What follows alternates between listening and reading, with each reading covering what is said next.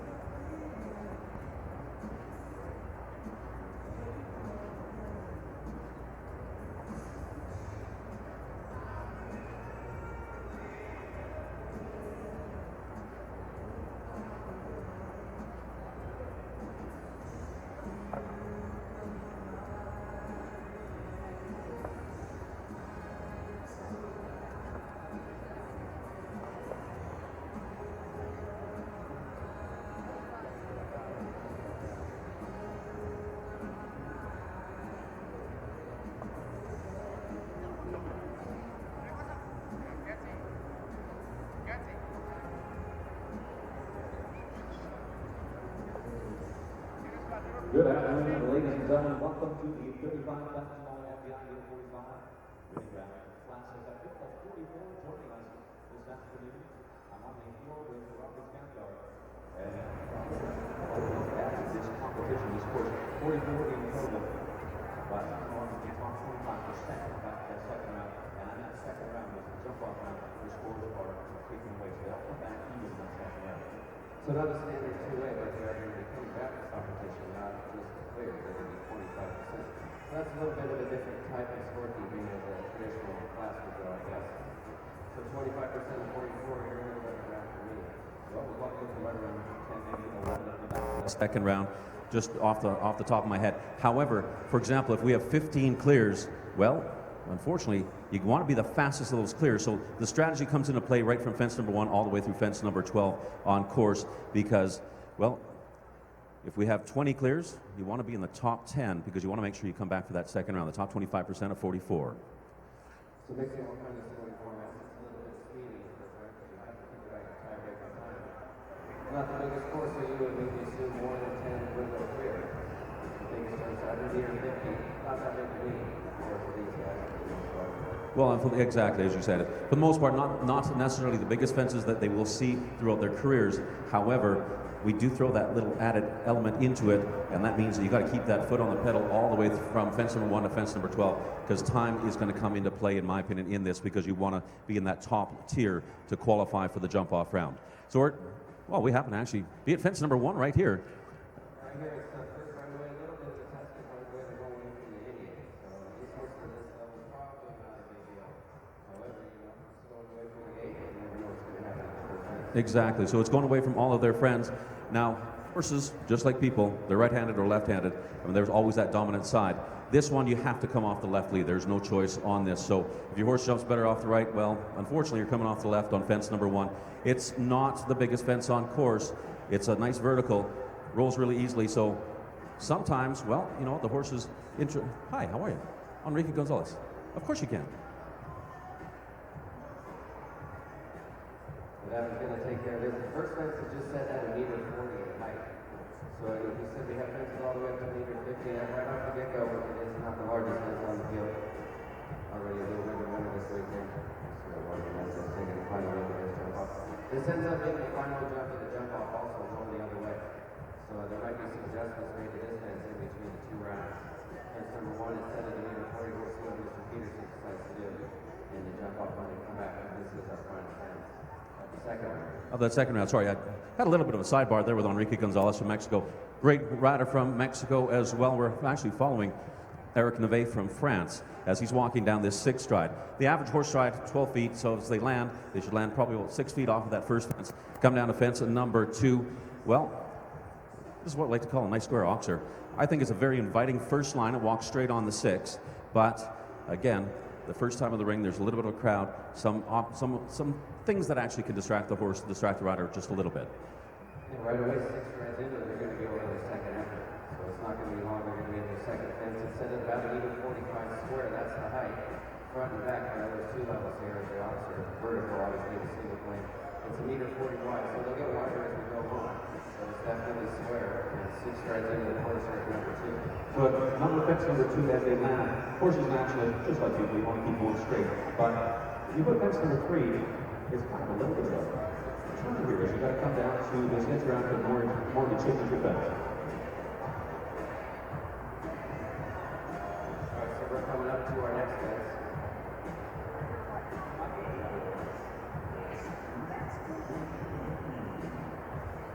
Going back, Robbie, then coming down to fence number 3.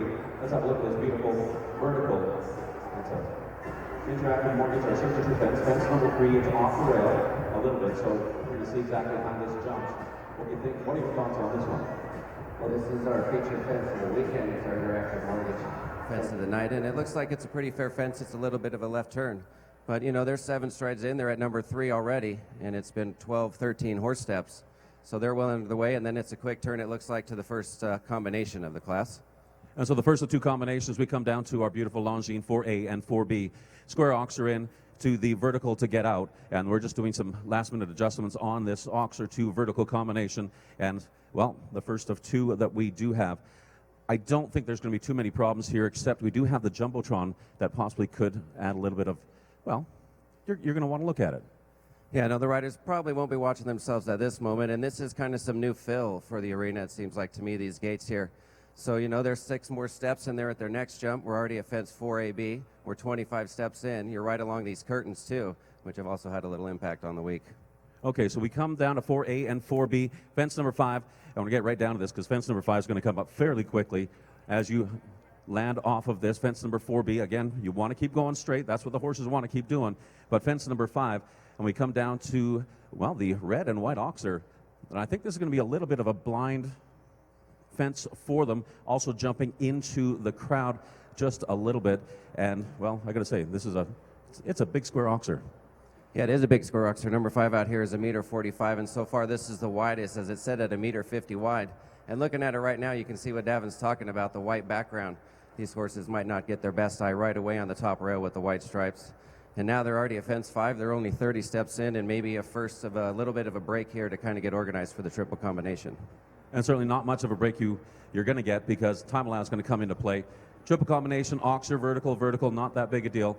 But actually it is, because from fence number 6B to C, it is, I think it's a little bit of a long one, and then we come into a short 4 as we go to fence number 7.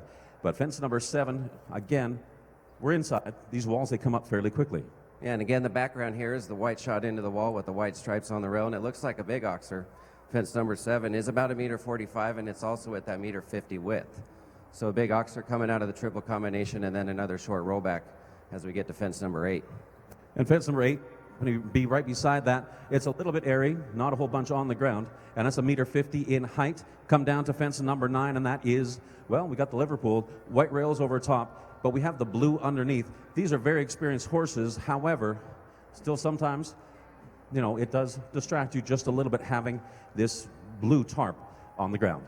It might not look like water to us, but the horses are going to have their eye on it, and now we have all solid white rails, so no colors here for the horses to see the difference. And it's another 6 strides, I think you said, coming from here, so it's kind of the number of the day, but they're coming to another big oxer here.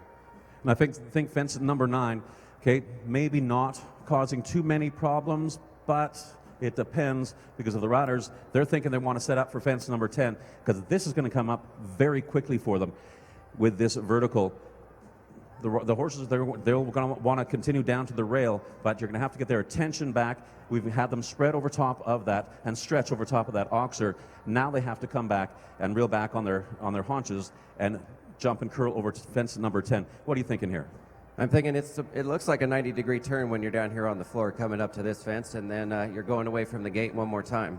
So most of these horses obviously don't have to think about that, but they might think they're done right here, and we still have a couple more efforts along the way. And you're right, we do have 2 more efforts, and that is fence number 11. We do have that beautiful lavender and purple vertical, and then on to fence number 12.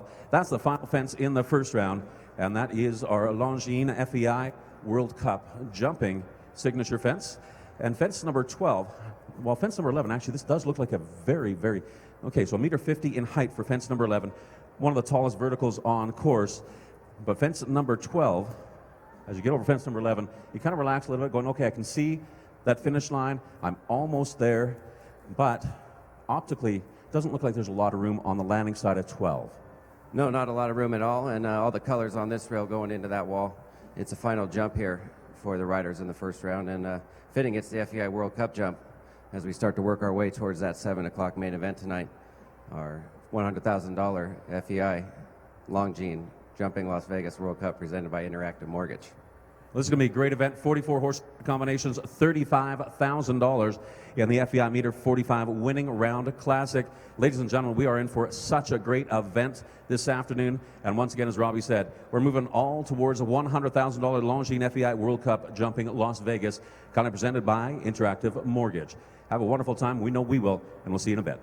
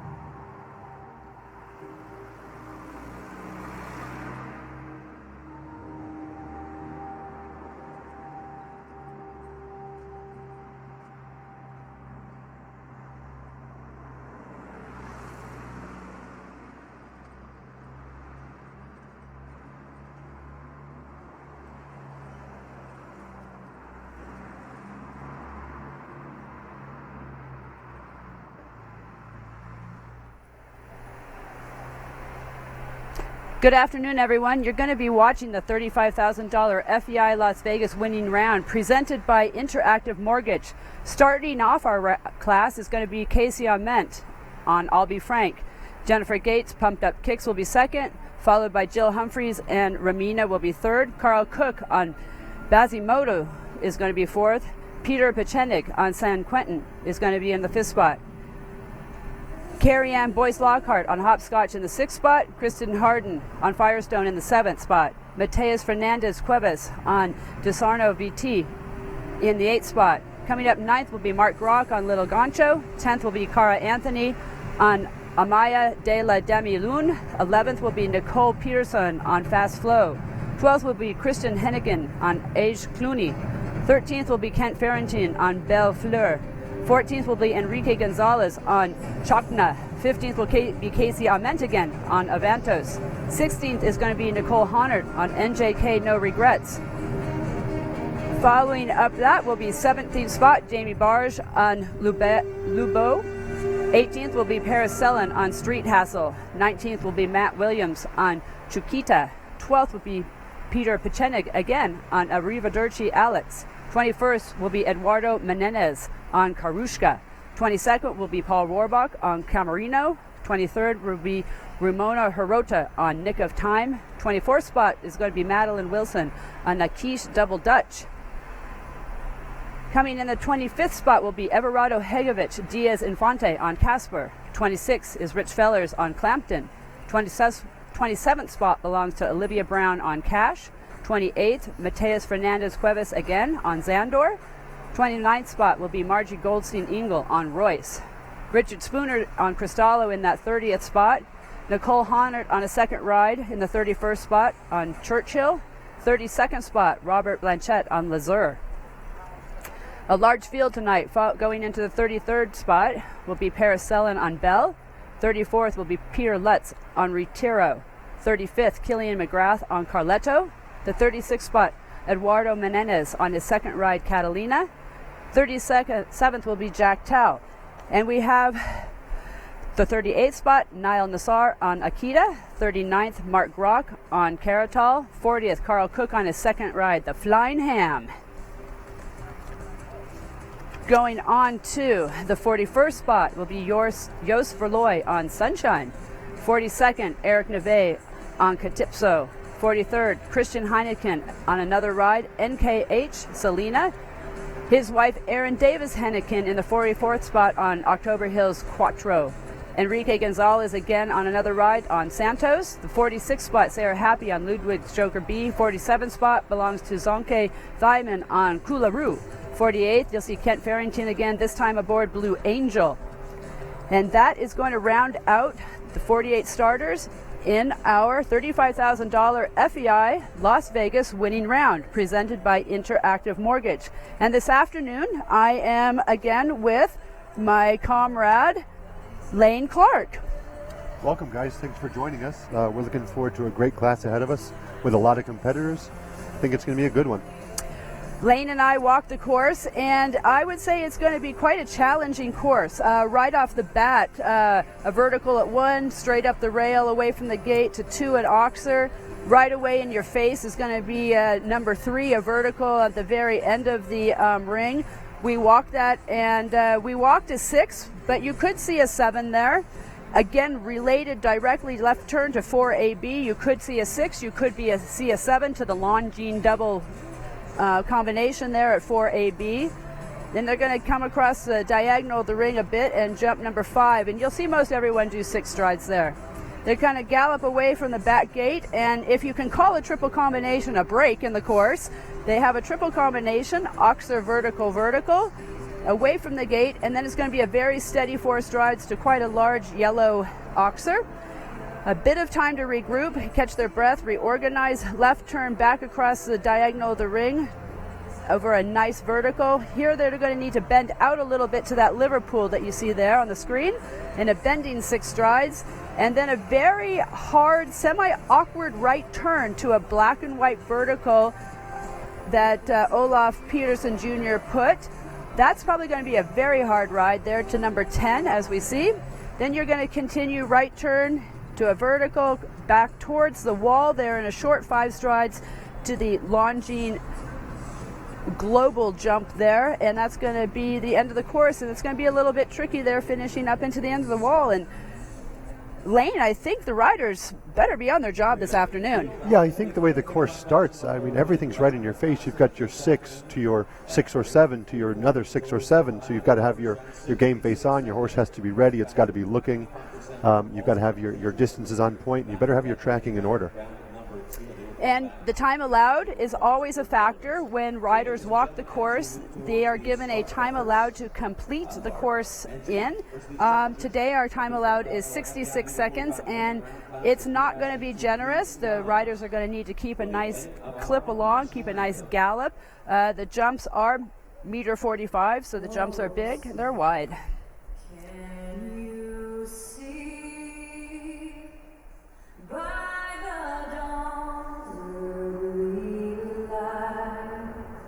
What so proudly we came at the twilight's last gleaming, whose broad stripes and bright stars through the perilous fight for the ramparts we watched were so gallantly streaming, and the rocket's red glare, the bombs bursting in air, gave proof through the night that our flag was still there. Oh, say does that star-spangled banner yet wave for the land of the free and the home of the brave.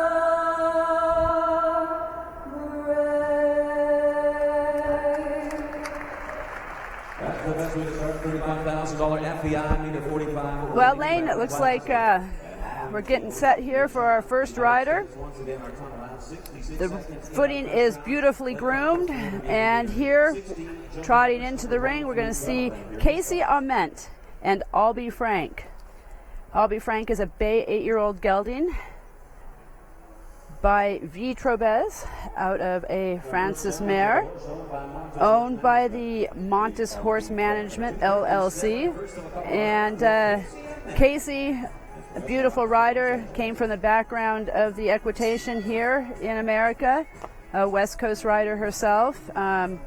Many accomplishments as a junior, and now a young professional with a very nice business and some very nice young horses to ride. Yeah, she's on her way now to fence 1. It's always a difficult thing to start the course. You haven't got to see anybody go. So the one thing is we know she'll at least get to stick to her plan. And a plan is what we need to have today. The course is very related. Every jump is related. Here, 1.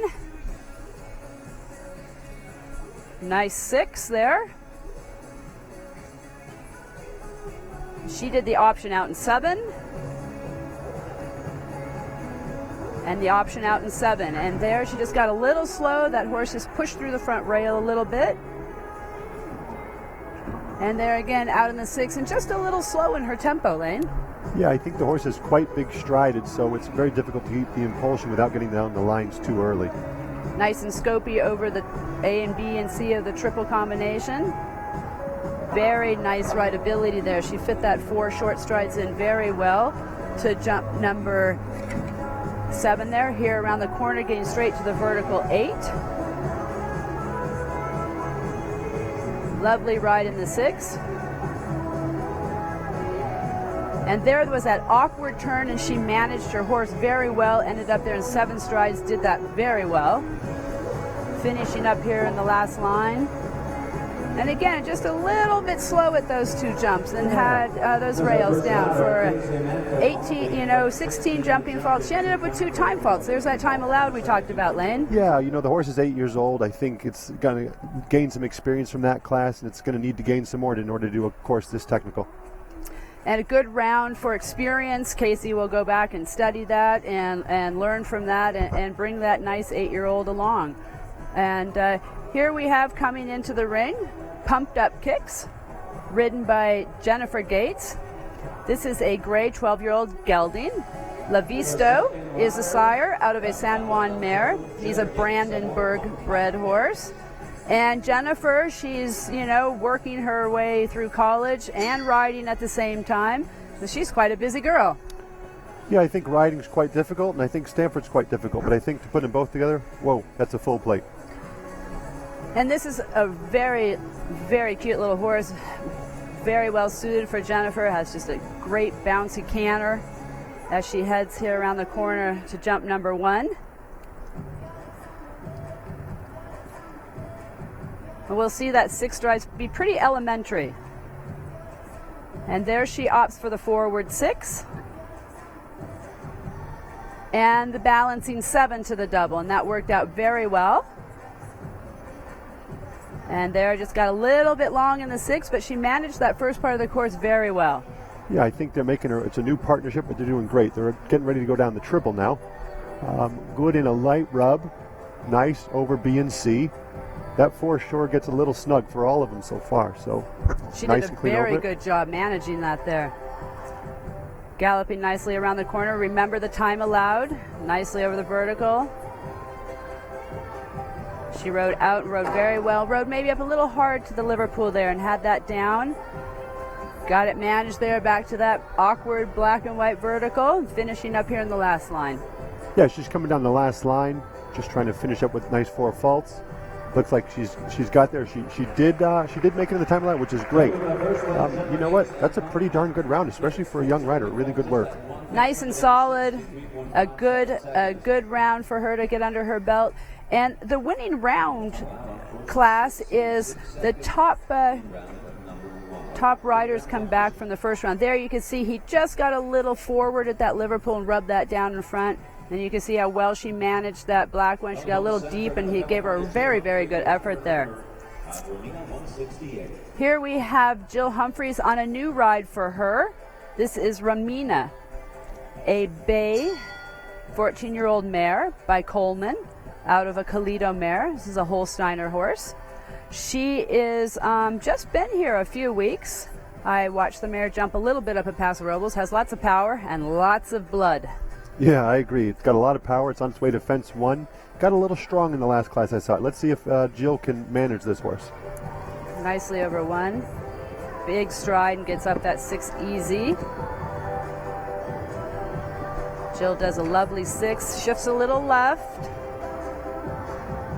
Now we've seen 3 different options. Up the first 5 jumps, we've seen 3 totally different options. I think Olaf said a very tricky course. And Jill did the 6 to the 6 to the 6.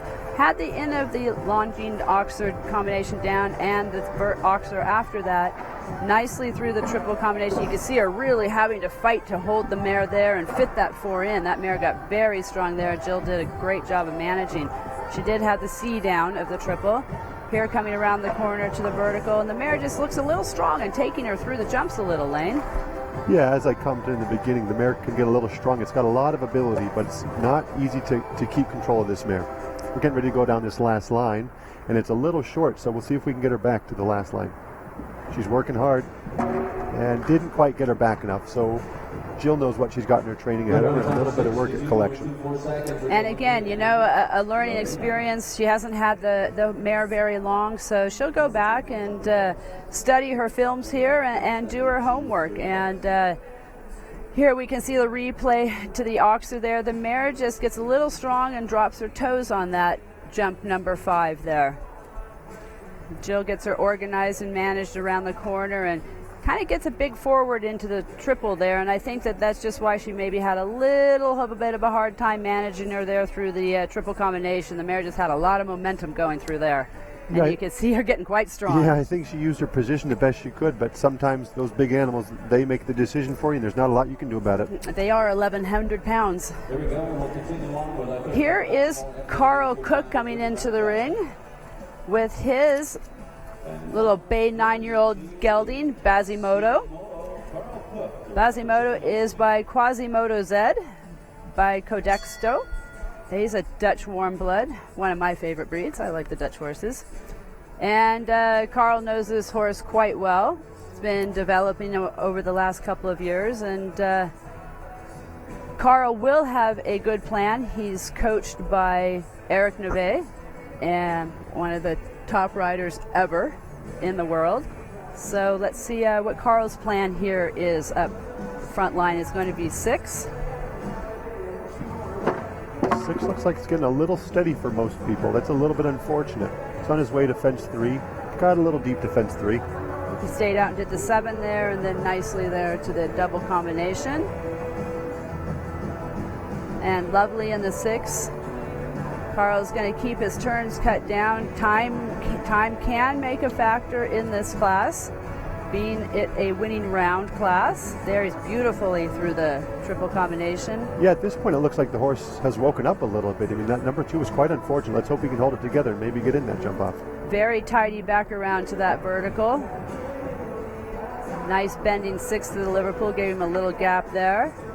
There he stayed right on the 6. Carl's thinking a little bit about the time allowed because the winning round is all clean rounds. And there he had the vertical down at number 12. The horse just cut, or number 11. The horse just cut down just a touch, finishing up with 8 faults. Yeah, it got a little quick as it was coming to the last line. That happens when the horses get eager. You know, I think he rode well. I think the horse jumped well. He just got a little bit unfortunate at fence 2 and got quick to the last line. Carl, he'll be a little bit disappointed, as you can see there. He expects a lot of himself. Here you can see he's making a beautiful ride up to the Liverpool, a nice gallop. And he made just a nice, beautiful curving 6 strides to that black and white, and the horse jumped it very, very good. Next on course, we have San Quentin, ridden by Peter Pachenik. This is a bay 13-year-old gelding by Quidam de Revel, out of a Jasper mare. It's a Bavarian warm blood. And Peter had a great day the other day, winning one of the big classes here at the Las Vegas National Horse Show, and here on St. Quentin again. Yeah, he just won the $53,000 Markel Grand Prix just a couple of days ago. He's on his way to try to do it again. See if he can have a repeat performance. And as you were saying the other day, Lane, this horse is a little bit spooky and a little bit special, and we'll see how focused Peter has him. There he did a beautiful job managing that front line, getting him organized there, having to ride back up there in the 7. Oh. He ended up putting 2 steps in that double, but it worked. Yeah, it almost looked like he did it on purpose. I know he didn't, but the horse made it work. And sometimes you have to make it work. Yeah, the horse took a little bit of a look. Like we said, he's spooky. He's onto the triple now. Jumping through there easily in the 1-1. Very well done in the 4. The horse jumped that beautiful, that oxer. Here Peter's marching right through the corner, thinking about that time allowed back to the vertical here. Gave him a very strong, nice ride up to the Liverpool. Oh, just got hung up in the bridle there a little bit, and Peter was right on it with his legs. Got that horse over that. That was a little dicey there. That was a little dicey, you know. Let's hope he holds it together. Looking good. There we go. Horse looks a little spooky and tricky, but one of the benefits to a spooky horse is a lot of times they're careful. As you saw in there, he really put a lot of careful efforts. And there we have our first clear round. And Peter will be very happy with that. Probably a big sigh of relief. Here we can see his gallop into the combination at 4AB, and you can just see that horse just patted the ground, did 2 steps, and jumped out. Like, that's what was the plan. That was the plan. And then nicely galloped up to the oxer there, number 5. And Peter just stayed calm and cool and made it work. Yeah, that's the sign of a professional. Sometimes you just got to go with the flow and do the best you can with what you got. Next on course is going to be Hopscotch, ridden by Carrie-Ann Boyce Lockhart. And Hopscotch is a bay 11-year-old gelding by Heartbreaker, out of a Quell d'El Mer. So this is a French bred horse, and he's a jumper, this little horse. I've seen him really jump some big jumps. He's a careful horse. Carrie Ann's been getting some good mileage at the LA Masters in the indoors, and here you can see she's picking up a good gallop. Yeah, you see she's wearing her signature pink and black. We'll see if that's going to be lucky for her today. We are in Vegas. Nicely up that first line, the 6. It looks like he's jumping nicely over the jumps. A little fussy in the face there, but she gets that done to number 3. And she took that out very nice in the 7, so she could have a little momentum for that double, and that worked out very well for her. Continuing on the gallop in 6 there to that nice Oxer. Coming around here to the triple combination. She's giving him a very good ride in. See her giving him a little help there with the elbows. Very nicely ridden up that 4 stride. Yeah, looking really careful today. A little fussy, but really jumping. I mean, I think he's living up to his name right now. Getting squared up to the vertical, keeping organized here for the 6 or 5. Yep. And that cost her in the end. And that's kind of a little bit what happened. You got a little bit of a domino effect going there. You know, she got quite big and left out that stride to the Liverpool, and then just lost her rideability there, lost her her steering mechanism just a touch. And then he comes back and jumps it fine there. Finishing up here over the last couple of jumps. Yeah, that's too bad that happened, because he was really trying to jump clear today, I think. Yeah, he really was. I think she'll watch that again and maybe think next time she might make a different decision with this particular horse. Olaf has set a really difficult course. He has one decision affects the next, and this type of course, any decision is going to affect the next one. Here we can see the replay. She just got so forward and long, and he shifted right, had the rail on the inside track, and just couldn't get balanced, couldn't get organized to get that jump number 10. Just too much momentum maybe going there. Here next on course we have Kristen Harden riding Firestone S, a bay 10-year-old gelding by Corletbet Hero out of a Good Times mare. This is a Belgian warm blood. And, Kristen, she's got her signature little body clip going there. Yeah, she always has something on the horse's rear end. And, this horse was just 5th place last night in a $30,000 speed round. Kristen's almost always fast, so we'll look for her to get into the jump off. If she does, she'll probably be pretty quick.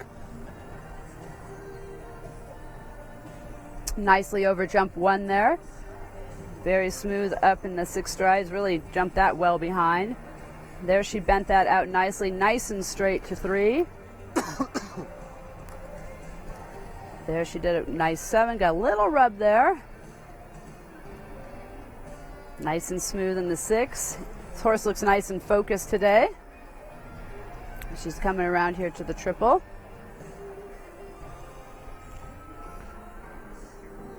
Easily through that combination.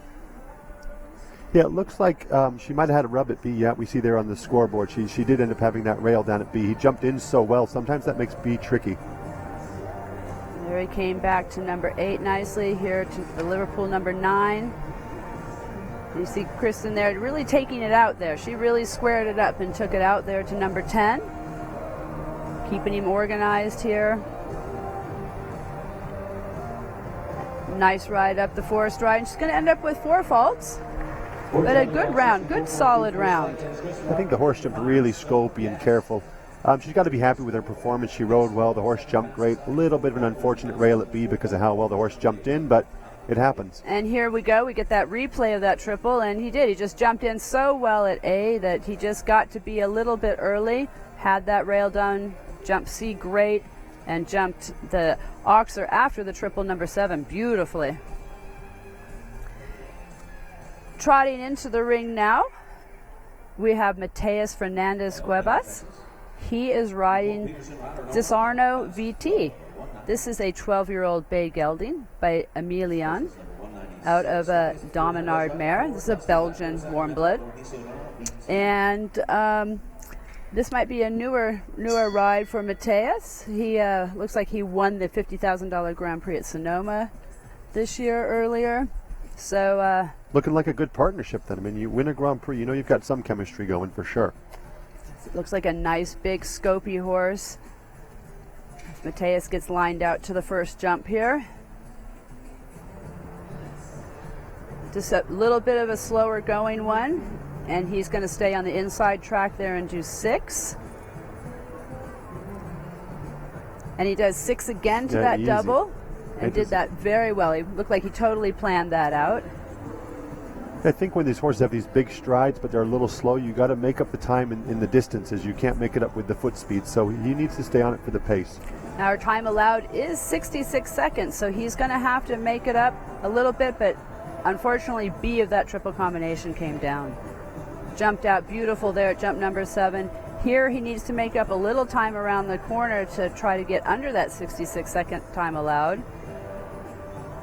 Horse jumps very good behind, just overpowers himself once in a while maybe. Very good there at the Liverpool. You see him getting him out and organized and straight to number 10.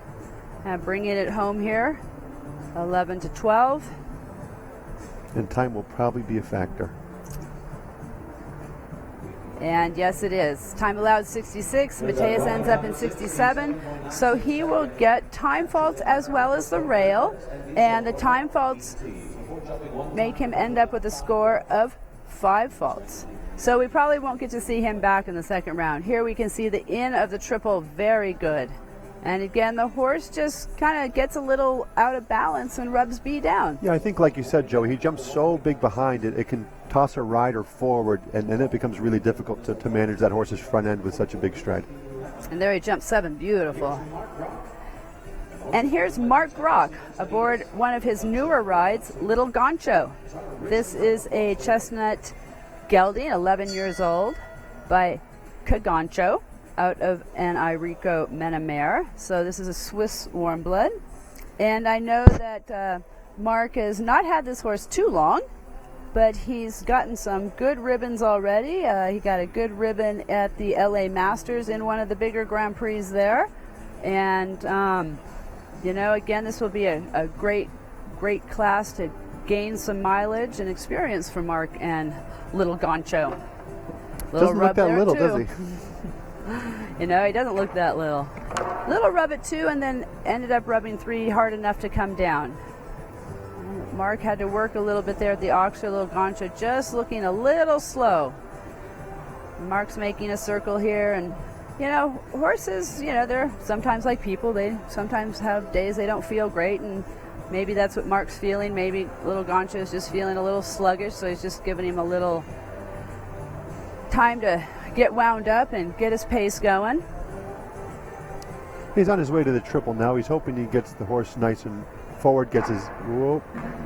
Well, it looks like Little Gancho is just a little bit under the weather maybe, just, you know, really stretching and not really jumping across the back rail of those oxers. You know, Mark is looking like he's trying to give him a good leg and get him going here at the vertical, just a little bit not focused. And you can see Mark, he knows something's up, and he's going to tip his cap and let Gancho have the day off here. Yeah, he's thinking about his horse, and you got to appreciate that. He just thinks the horse doesn't quite have the goods today. Maybe he feels a little tired, so he's going to take it and wait for another day. And that's, you know, all part of horse management. You know, they do have feelings, they do have off days, and you have to listen to the horses, and the horses will tell you, just like Mark there could feel his horse just wasn't into it. Moving on to the 10th horse in the order, which is Amaya de la Demilune, ridden by Cara Anthony. And this is a beautiful gray mare by Cardento, out of a Darko mare. And I really like this little horse. She really tries hard. Cara Anthony's business up in Washington, has a nice business up there. Her husband cooks a mean steak too. Oh yeah, we watched her earlier in the week, Joey, and I know you really liked it. I liked it too. She was in the jump off. She had a nice clean round, and she's probably looking to have the same type of a result. I think this mare is very capable of jumping this course. We'll just see if they're on the same page and see if Cara has a plan that works. They both look very focused. There, Cara added even up the front line, and then does the 6 there, and then the 6 there. So she's picking it up as she goes a little bit. And there she did 6, so she kind of started easy and Just picked it up. Turning on the juice. Now to me, she looks like she's going to need to keep on the gas a little bit through the corners for the time allowed. Jumps the triple beautiful. Great up over 7. Yeah, using your words, Joey, you always say when you see this, you say they're flirting with the time allowed, and I think that's appropriate. I mean, we don't know yet, but she better stay on the move if she wants to get this time allowed. Jumped a good jump there at the vertical. Cara managed her well there. Getting her organized here, that awkward turn, and Cara got it done by the seat of her pants. Well done. Reins are getting a little long, but she's getting it done. Cara lost the stirrup. Gets it done, though. And she does make the time allowed and a clear round. Good for Cara. And what a lovely, lovely mare. Yeah, it looks like a good thing that they got a little bit strong together. They both, they knew through the feeling that it needed to pick up that pace, and when they did, the mare got a little stronger, but also got a little faster, which helped them. I think that's what helped her get that time allowed. Here we'll see the replay of Cara kind of wrestling with her for a step there and then getting her where she wants her. Good distance there. At 11, you can see Cara with no stirrup, but a good leg. And a good leg. keeps her going there and gets that last jump clean. Here we have Nicole Peterson, one of the younger riders in the field today, riding Fast Flow. This is a 10-year-old bay mare by Diamante Cernilli out of a Gallo Bay A mare. So this one is definitely a talented horse. Very good breeding there. And this young lady is quite a good little rider. She's new to this division, I believe. Yeah, I believe they said that she did her first FEI class in Del Mar, which was just about a month ago. So she's stepping up and doing it quickly. I've watched this mare a little bit. She's a lovely mare. So, forgiving, but, really tries hard and has to give Nicole a great amount of confidence. There, just a very nice forward ride up that 6 and 6, taking it out for the 7. Just got a little slow and dead there into that double, I think, and that's just maybe a little bit of experience. And you see there is a great horse for a young rider. Even though she got in a little bit of trouble, the horse sorted the problem out and made something work, and now they're still getting to continue, so that's good. And you just need mileage, and there, she regrouped, she continued beautifully through the triple. Great in the 4 strides and just shifted left there a little bit, I think is why that rail came down. You have to stay straight, or these jumps get a little bit bigger and a little bit wider. Nice ride to the vertical there. Very nice in the 6, and mare gave her a nice ride there. And very well done. She really worked for that. She didn't give up. That was an impressive ride there for Nicole. She's coming down the last line. This is probably going to be one of the more technical tracks this rider's jumped, so she's going to leave here with a whole new wealth of experience, and she's going to know exactly what she wants to work on for the next time. Absolutely, and it's a lot different jumping indoors than it is out on a field, and we're here in the fall, so we're doing some indoors. Here you can see the landing out of the triple and just the focus and just lovely there in the 4. But you can see how the mare shifted left. That causes that oxer to be a few inches wider and just caught it behind there. And there she's a nice gallop to get ready for the next jump. Looks like our coach is up next. And this is Christian Heineken on Ahe Clooney. This is an 11-year-old bay gelding by Cash and Carry out of a Starlight mare. And Christian has a couple rides here in the class, which is always nice when you have more than one. And this is just this is an 11-year-old. He's getting to know it a little bit. And he's had some success here in the summer on it in Colorado. See it jump easily up the front line with a little bit of a rub there at number 2. Christian kind of has to ride at this horse a little bit, I've noticed over the week. Little deep into that double, but he made it work. He's on his way down now to number 5. Looks like he's having to give it a little extra leg, and he's going to pick up the pace now for the time allowed, and he's coming around to the triple. Jumps in nice there. Good at B, really good at C. Horse was nice and rideable there, and again a rub behind there, just a little bit of a shift left and a little rub. Gallop through that corner nice. I think he's going to be very good with the time allowed. He kind of looks like he has to ride this horse on the forward. It looks like it's a horse that really studies the jump. Its ears are always up and looking at the jump, and it looks like he has to really just kind of keep a good leg and keep riding up to the jumps. And nice there you and go. clean over the last. Yeah. Jump nice. I think, Joey, just like you said, it needs a bit of leg, and this is the type of horse you probably want to have a rider with a strong leg on, because he looks quite careful. He looks quite careful, and he kind of studies the jumps, you know, and here you can see Christian making the turn to the double combination, the Longines double combination, and leg at the oxer and leg in the middle, and that horse just flies over B there. Great behind, getting nice and organized as he comes down to the oxer there at 5.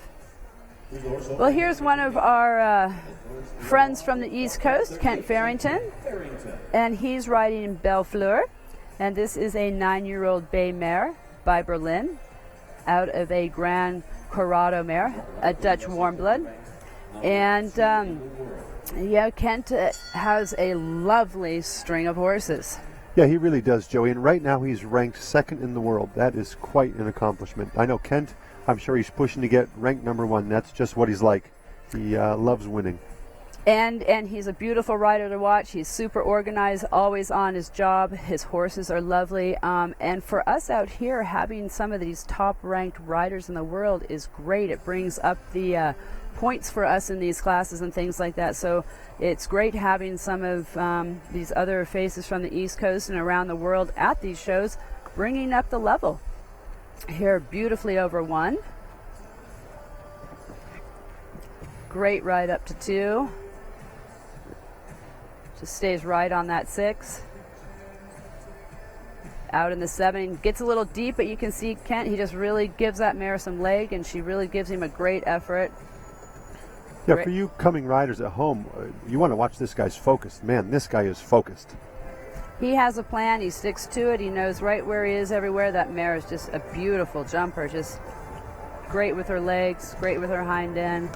And you see Kent, he rides with a lot more pace than we've seen a lot of riders. And I believe, you know, you learn that when you go over to Europe and you ride against some of the top riders in the world in Europe, and Kent's carried that over to his style here. He's always on the gallop. He's always riding leg to hand. Even there when he's getting deep, his horses are balanced and powerful and bouncy in their canter. Great at the vertical. Easily around that course, clean. So now we're up to 3 clean. Yeah, 3 clean so far, and I've been 4 looking clean. forward to see him. Oh, that's 4. So looking forward to seeing him in the jump off. He's almost always quick. I love watching him go fast. Here we can see the replay of him getting organized and riding up to the triple combination, and that mare just jerks her knees up to her chin. Kent's eyes are up. He's right in the middle of his horse, focused, like you say, Lane, right on the next jump. Just a great ride up through that line.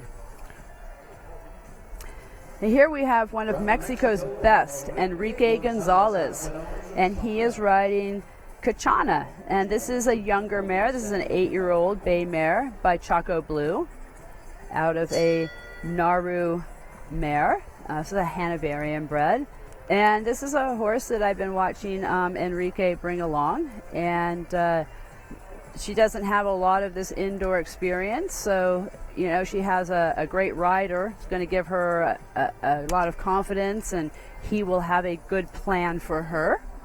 Yeah, you talked about this earlier, and you said sometimes when you have these young horses, you want these experienced riders to help balance them out, and that's what we're going to watch right now. Enrique's got her on a nice gallop, headed for the first jump here. Lovely ride up in the 6. And 6 again to number 3. Enrique goes out and gets the 7. Well done. I think that was really well done. He's on his way down to number 5.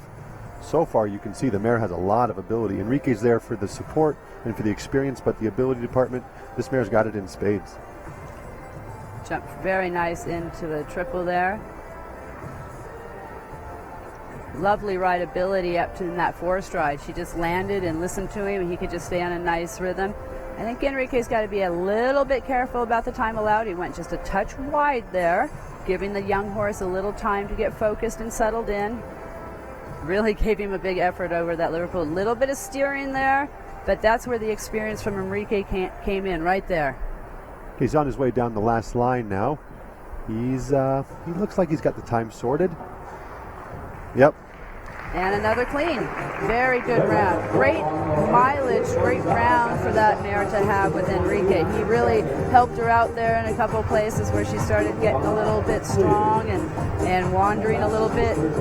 Here you can see she jumped such a big Liverpool that she kind of was thinking, oh, I might be done. And Enrique is like, nope, we got to get turned right here to number 10. And he does a great job of managing that and getting it done. Yeah, they made a great partnership. Here we have Casey Ament back on course with her second ride. This is Avantos.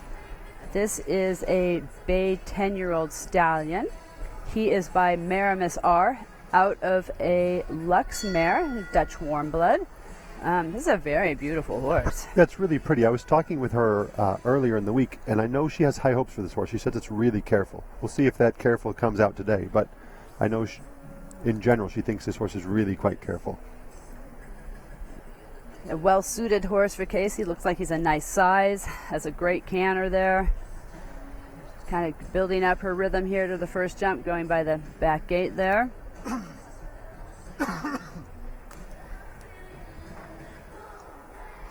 Beautiful up the 6 strides there.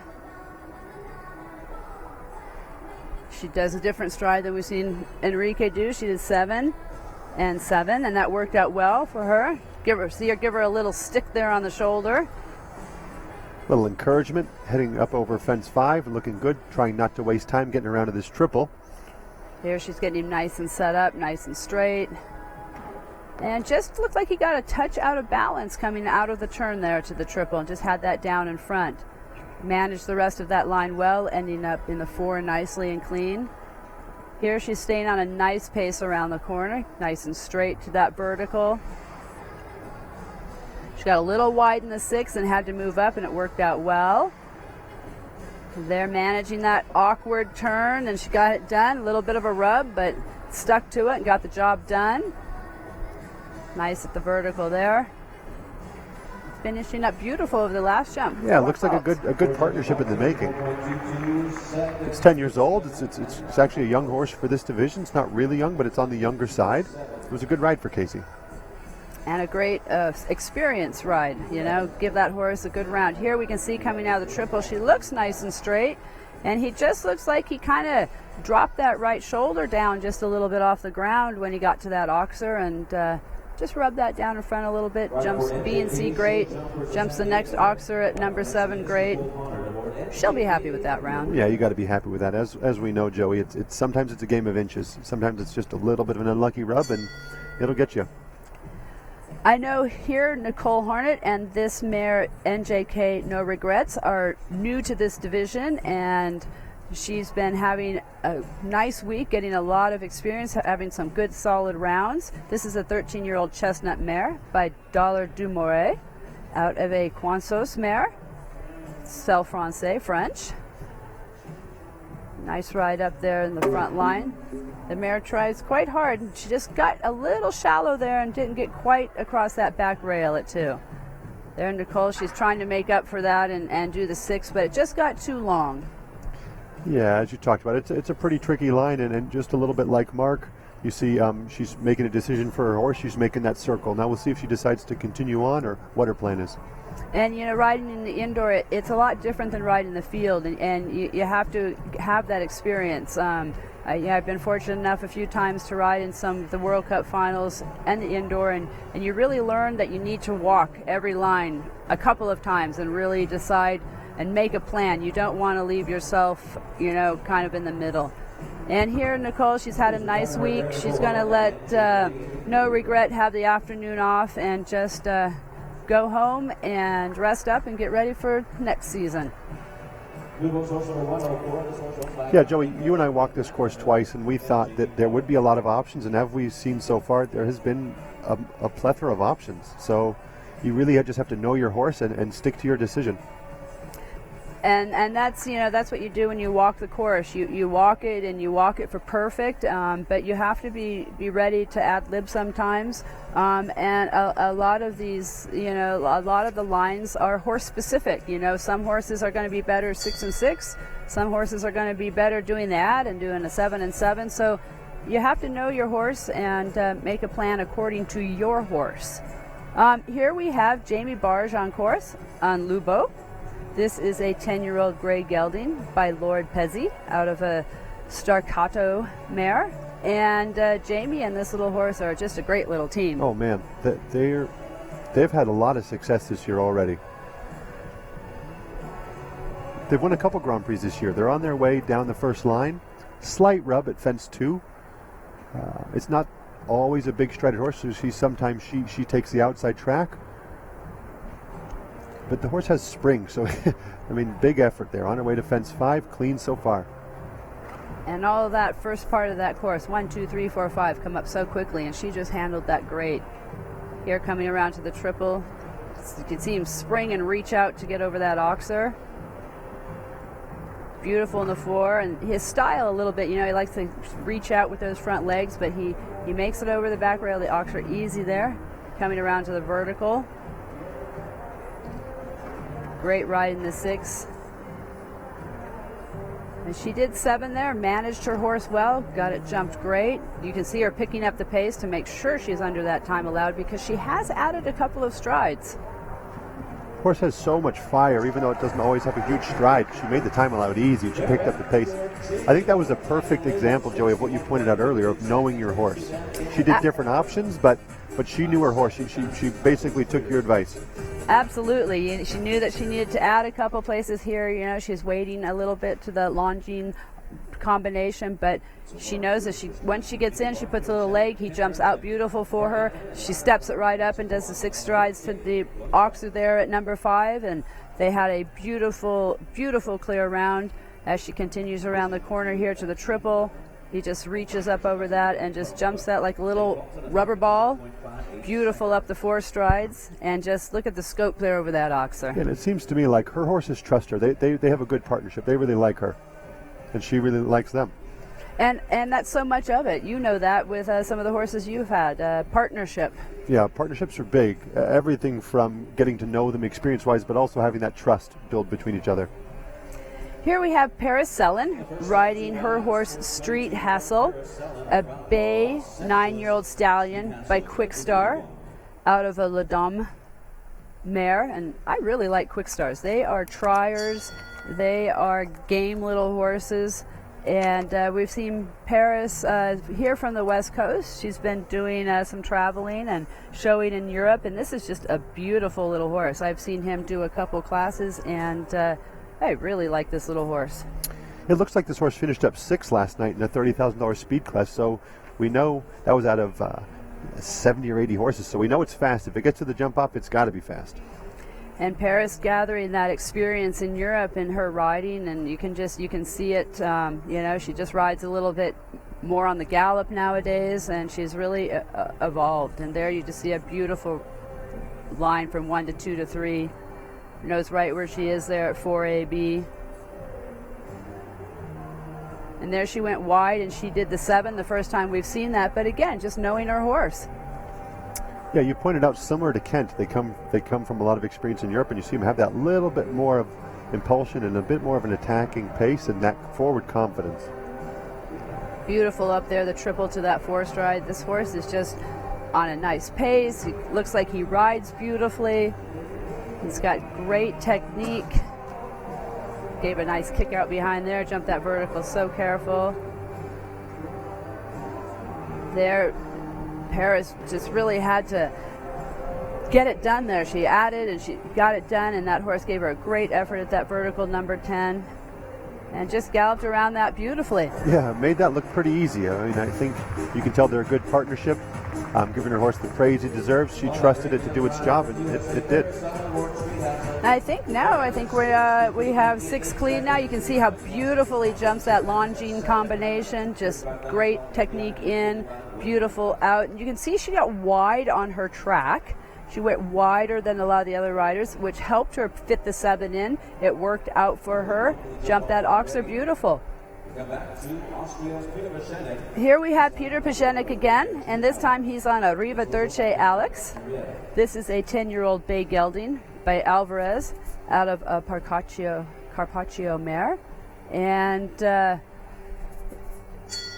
this one looks like it kind of goes in the same bridle as his other horse. Yeah, it's got a little longer shank, kind of Western type of bit. You might have a little bit of knowledge on that there, Lane. Yeah, he's got a long shank. I know he really likes to try to keep this horse round. It can tend to get a little strong with him sometimes. So now with this bit, he's got a lot more control on it, and he's had some success using this bridle so far. There he jumped one beautiful. Gallops up easy to 2 at the 6th stride. Gets him organized there. And that's where the bridle probably helped him there a little. Yeah, it looks like nice and rideable. I think sometimes with this bridle, sometimes got to worry about the horse not looking at the jump. So he's got a lot of rideability, but sometimes tricky to keep the horse looking where he's going. He's looking great so far. He's on his way around to the triple. Got to get his eye on it early. And that was a very nice ride there.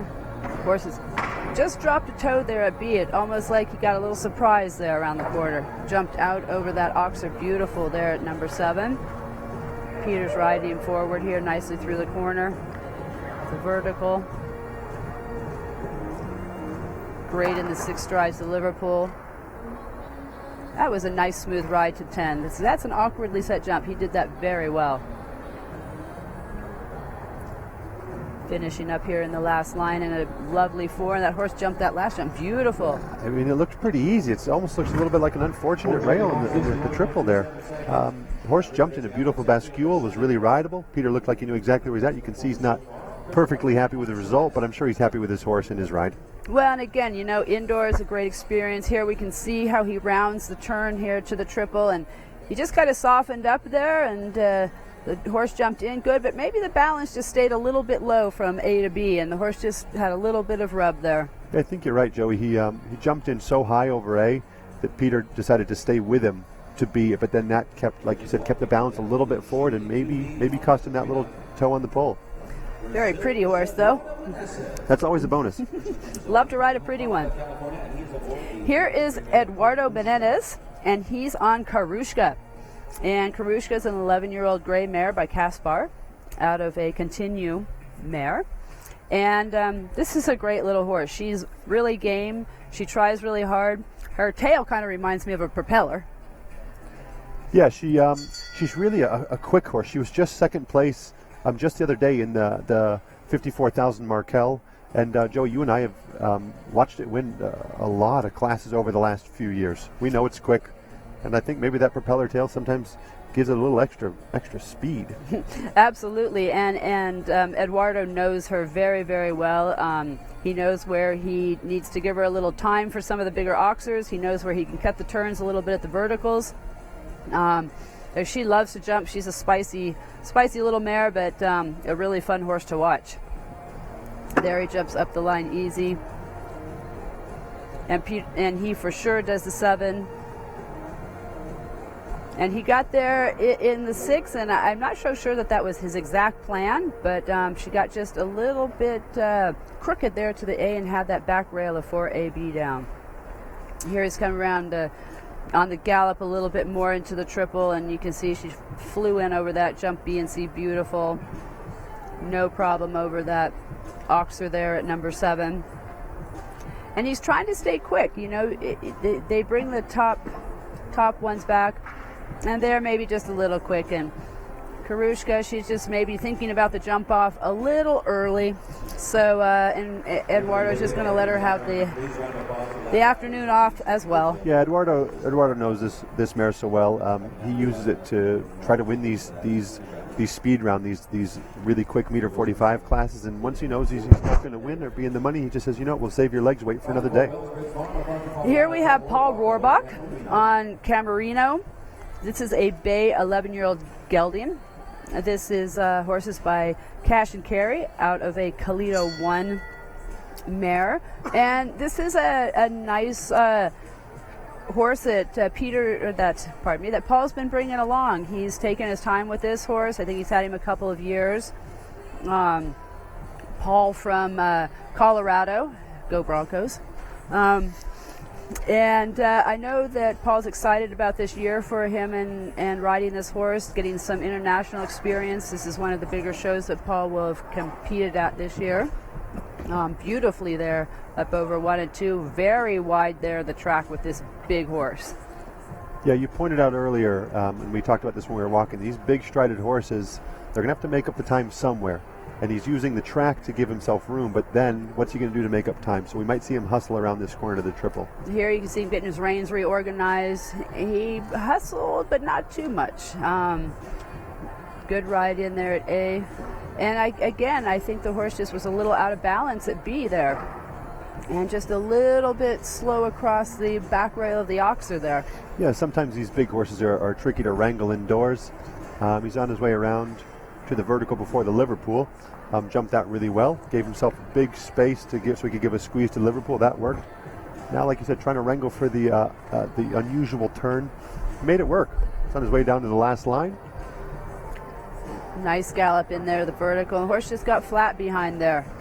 And then learned from that and jumped the last jump very good. So Paul got some nice mileage on that horse. You know, he had a little bit. He was a little bit slow on the time, like you mentioned, so he ends up with a time fault. But yeah, Paul will take that and use that for experience. Here you can see he jumps in good at A, and the horse just drops that right toe on it. He just looked like he shifted a little right, had that rail, it came back and tried pretty hard there, but again, just a little bit slow across the back rail there. And here we have Ruma Hirota riding Nick of Time. Ruma from Japan, making our international field very international. Yeah. Nick of Time is an 11-year-old gelding by Wergalia Nicholas out of a Voodoo mare. And this little horse is just like a little rubber ball. He tries so hard, and Ruma is a great fit for him. They're a really good little match. And I think Ruma just loves show jumping. He will have a smile on his face after the last jump, no matter what, I guarantee you. Yep, you're right, Joey. He always has a smile, and we love to see that. We're here because we love it, and we do want it to be fun. Nice little gallop up to 1. The horse has a little bit of an unusual technique, you know, over the oxers. He likes to kind of stick those little front feet out and kind of do a little bit of a Superman pose like that. But he got over that oxer with all heart and scope. There he's galloping up, and you can see he just gives a stretch there. Gave Ruma an extra little bit of whiplash there. Here he better stay up with his eyes, land in a good position for that triple. Very good. And you can just see how hard the horse tries there. Ruma got jumped a little bit loose there, and you know, Nick of Time is just giving a great effort this afternoon. So far, the Superman technique's been working. It worked for Luebo, and now Ruma's trying to get it working again. Let's see if they can stay organized here. Get a little package there and bounced over that little vertical. Very good. Ruma just needs to hold it together for a couple more jumps. Very good there at the vertical, and he needs to gallop a little bit. Oh, well, he made it through the timers. He's going to get a score, and I told you he would smile. He is smiling. He's got a little bit of a stinger there probably, and Ruma is still smiling. And what happened is I think that little horse rubbed that front rail and then just jumped very, very high and just jumped Ruma right out of the tack. But I do believe he made it through the timers, so I do believe he will get a score. So he would end up with 4 faults in a time of 65.23, and yeah, that's unfortunate. Here we're gonna get to see this, and you can see he's getting down there. It gives him a kick. He touches it, and the horse just jumped so powerful through his back and hind end, and Ruma was just a little loose in the tack. Yeah, and I think he maybe thought he was planning on going left, and the horse thought he was going right. So one zigged, one zagged, and I hope he's okay. I think he'll be okay. We have top-notch medical staff always here at the horse shows.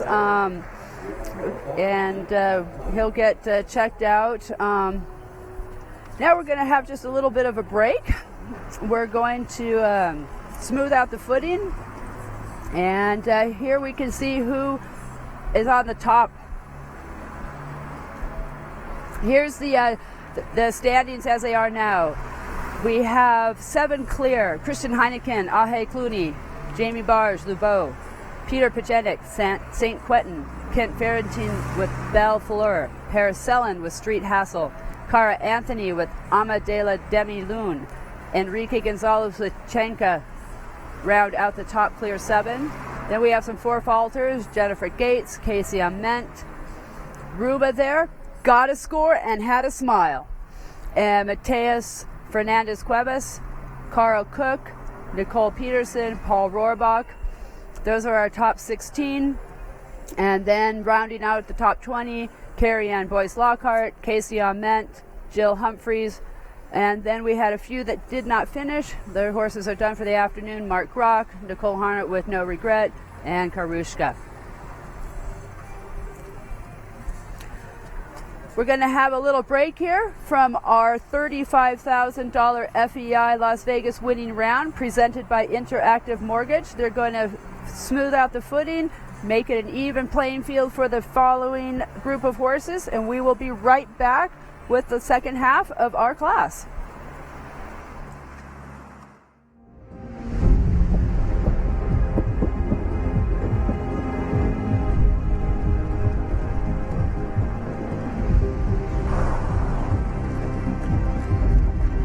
Passion, effort,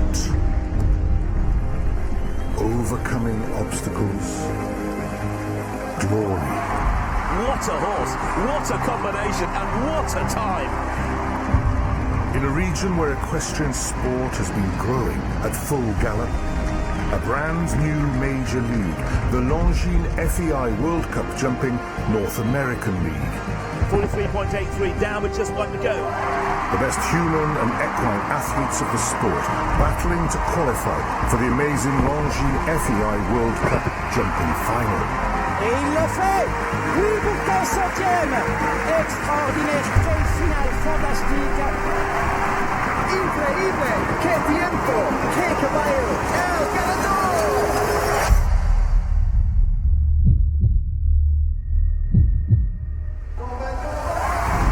A unique sport, rich in personalities, where human and horse must have a true partnership to succeed, and where men and women share the same podium. An electrifying finish to the Longines season, a truly global final, where the biggest stars of international jumping will fight for the trophy and the massive €1.3 million jackpot. A world-class performance by a world-class man. The most exciting equestrian events in 14 outstanding venues across 3 countries: Mexico, the United States, and Canada. Taking the sport across the continent to iconic cities and world-class equestrian locations. 2015 goes down in American sport history with the launch of the Longines FEI World Cup Jumping North American League. The perfect combination of high-profile sport, family entertainment, and thrilling competition. Kicking off in August across the continent.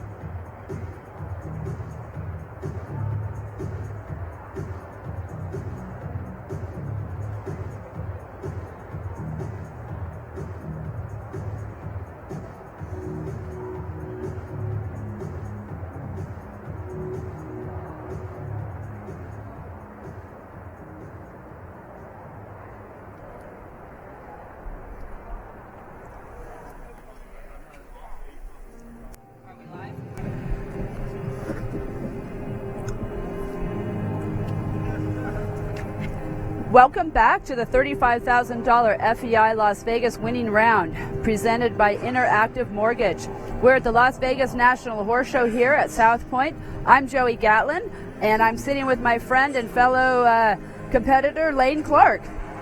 Yeah, we've got some good show jumping coming up. We've got the next half of the class, and we've got some great riders coming. We're just in the near future. We've got Rich Fellers, we've got Margie Goldstein-Engel, Richard Spooner, some of the greats. So please watch all of it, and then we got to jump off after that. So make sure you stick around. The format of this class, it's an FEI class. It's a meter 45, and it's called a winning round class. What happens is 25% of the class will come back for the jump off. We're hoping to have all clear rounds come back for the jump off, and that would be 11 horses. However, no matter what, 11 horses will compete in the jump off. So right now we have 6 horses clean, so we need another 5 to have all clears in the jump off. However, if we don't have another 5 and have all clears in the jump off, the fastest of the 4 falters will compete in the jump off. And so it adds a little bit of an extra spice to the class. And they keep their faults, don't they, Joey? In FEI, I believe they do keep their faults. So it kind of opens it up, makes it a very interesting jump off sometimes, because you could come in with a clear round and end up with 4 faults in the jump off, but the other person jumping in the jump off with 4 faults and jumping the jump off clear and faster could end up beating you. So it's a very unique class. We don't see them all that often, but it's something a little bit different for the horse show here today. Yeah, I think it is a unique class. You and I talked earlier on about the Central Park Grand Prix, and Charlie Jane was the only clean, but he didn't end up winning, so it is a really unusual format. He ended up second, and Georgina Bloomberg won, so it's neat for the spectators. I think you pointed out you'd love to see at least 11 clean come back, so no one gets the wrong feeling about it, but as spectators, we love to see jump-offs. Absolutely. The faster, the better. And right now we have some clear rounds. We have 6 Peter Pagenik and St. Quentin. Cara Anthony and Amadee La Demi-Lune are clean. Christian Heineken and Aj Clooney are clean. I think right now the fastest one in that group is Kent Farrington and Belle Fleur. Enrique Gonzalez with the young Kachana is clear. And Paracellin with Street Hassle. One of my favorites is clear. They've drugged the ring. They've set all the jumps up again. Everything is exactly the same as it was a bit earlier. The footing has been leveled out after the first 23 horses have gone, and it's just a lovely venue here at the South Point. Yeah, it's been great. I know all the spectators I've talked to, the other riders, they've really enjoyed it. They love the fact that everything's under one roof. They can go to their room and take a rest if they want to. They can still take their horses outside, which is great. And pretty much everybody loves Vegas. They love the food, they love the shows, and who doesn't like competing for thousands and thousands and later tonight $100,000. There's big money here, so there's a lot of great things to love about this horse show. Big money. They've brought Longines here, which brings riders from around the world, and it brings the rankings up for us. It helps all the riders work up the rankings in the world rankings and the USEF rankings. So Blenheim Equisports has done a tremendous amount for the show jumping sport here on the West Coast, and a beautiful course built by Olaf Peterson Jr. He's always been one of my favorite course designers, always builds the horses up through the week, always asks fair questions. There's nothing ever very trappy or tricky about his courses. Rideability, yes. Decision making, yes. You need to have a plan for your horse, but always a fair course. Yeah, as a rider myself, I love a course that tests rideability, because then we can be rewarded for our training. And, like you said, he doesn't really trap horses, but he still gets rails. He's had rails all over the course, and no one's really gotten any big trouble. So I think he did a great job building, and we're getting ready for the next half coming up. They've got the opportunity to watch the first, 22 go, so they probably have a little bit of an advantage on what plan they're going to take. They could, the riders coming up, some of them are riding a horse, a second horse, so they've been around the course once already. Some of the riders have been watching. You still have to be careful that you don't change your mind too many times watching too many other riders, but everyone should be pretty set in their plan for sure. Walking on course, we have Madeline Wilson on Nakich Double Dutch, and this is a Bay 13-year-old mare by Dillenberg out of a Concord mare. And Madeline is with the trainer Niall Nassar. She's a college student, so juggling riding and college, and you have to give her a lot of credit for that. Yeah, Niall won a Grand Prix earlier this year with the horse, and now she's going to go see if she can repeat the performance of her coach. We know this horse is a little bit extra on the blood department. It tends to get a little bit hot. So let's see if she can keep this horse's mind under control and keep the blood in check.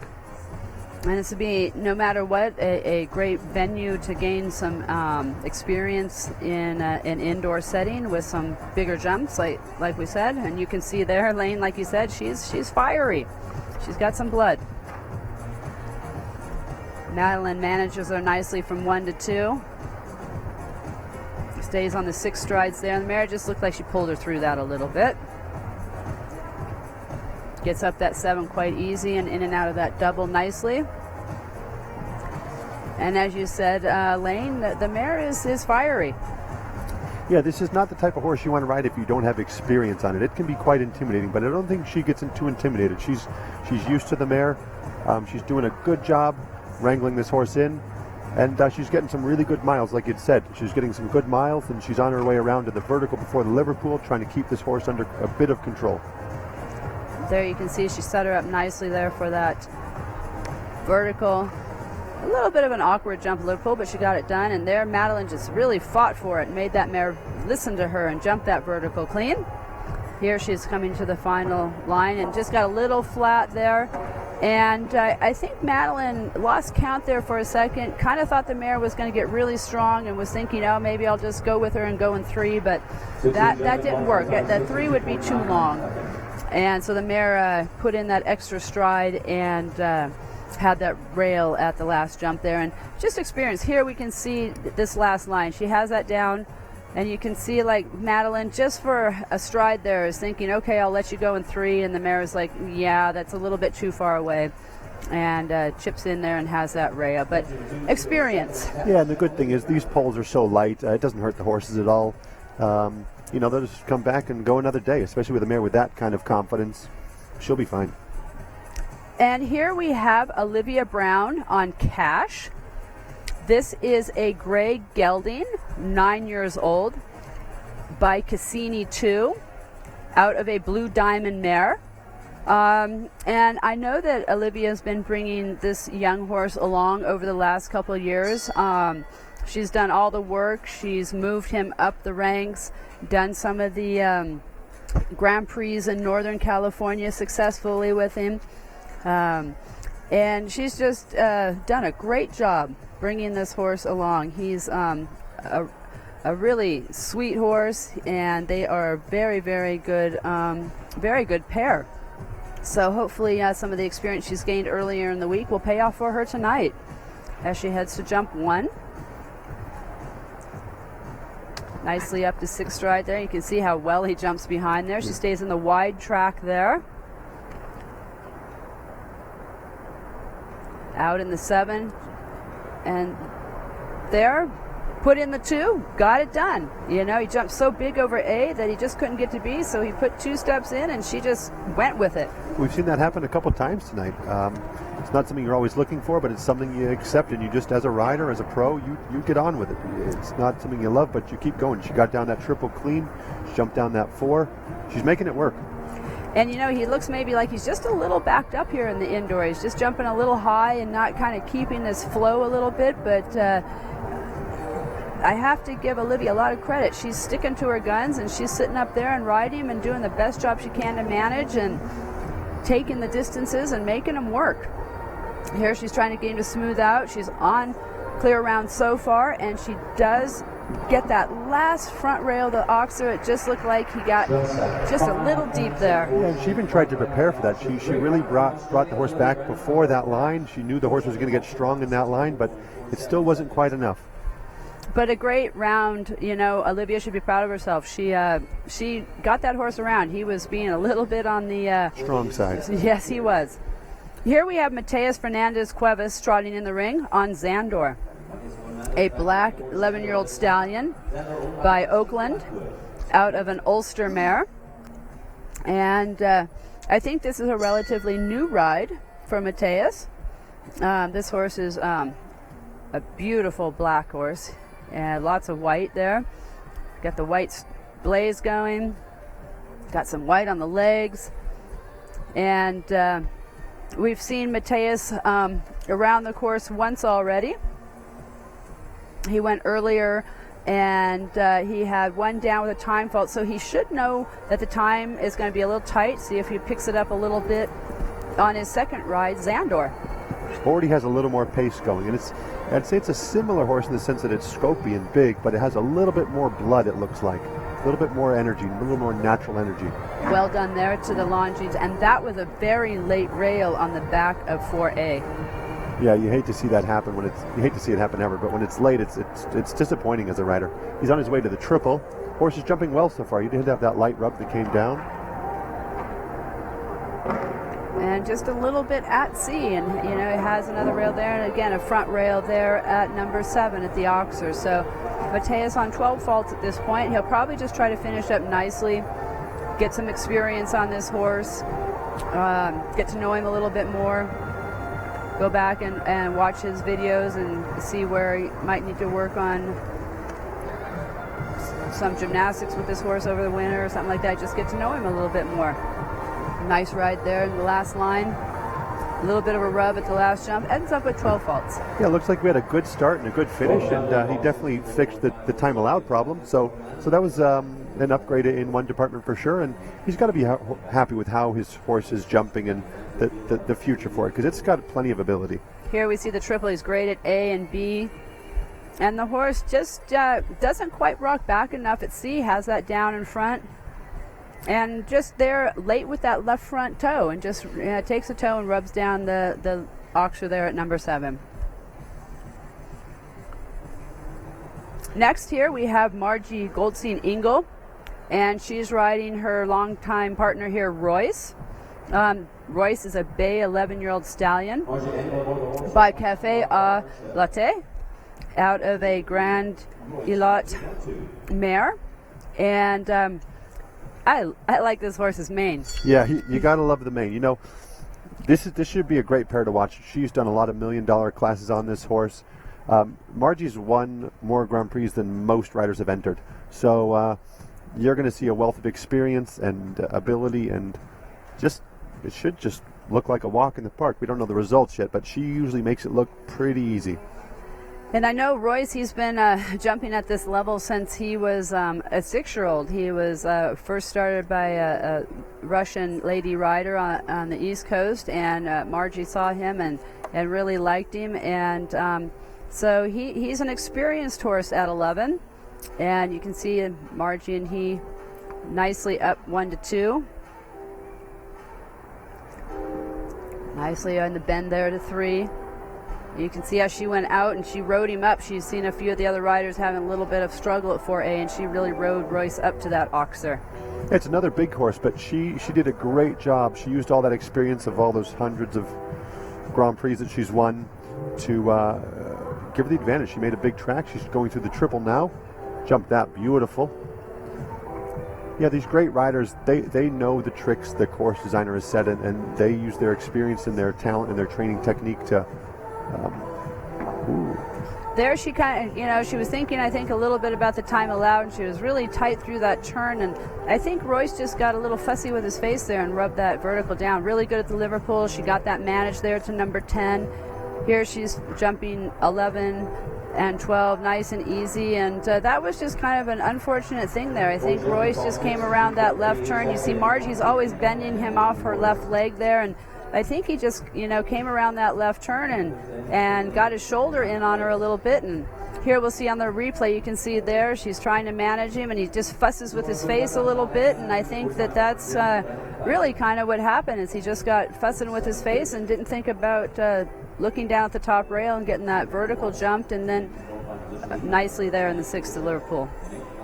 Here we have one of the oldest partnerships in the competition, Richard Spooner on Cristallo. I know Richard has had this horse since it was 7 years old, because I watched him try it at Show Park and buy it.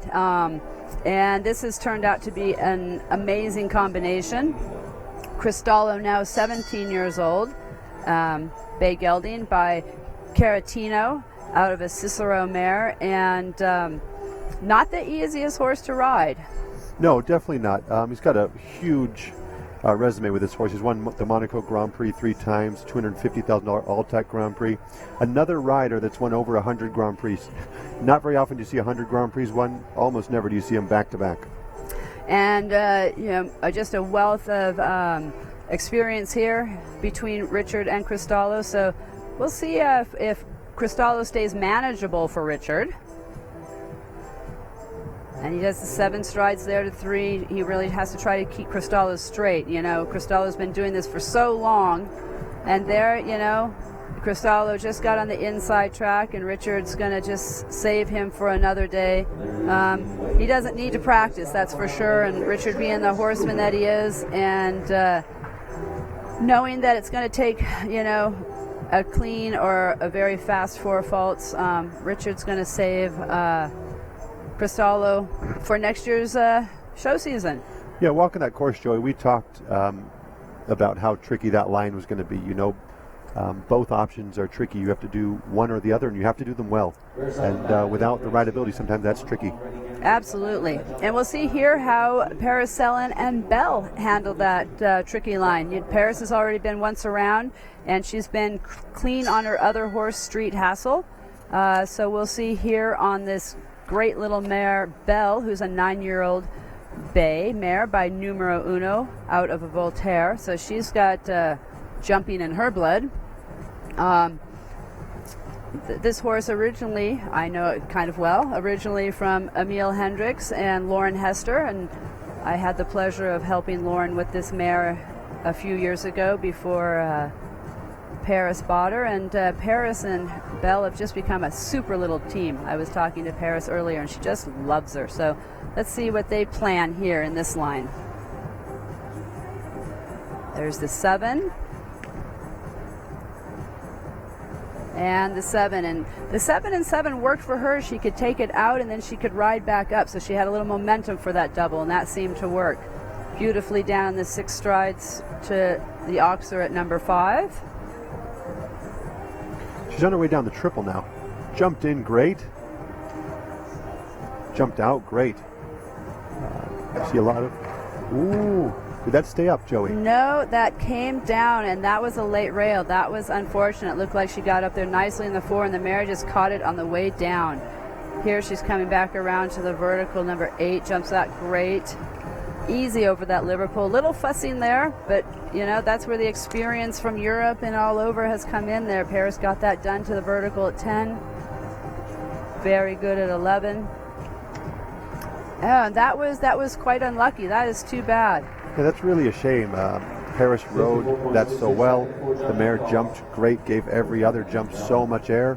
That's just one of those really unlucky rails.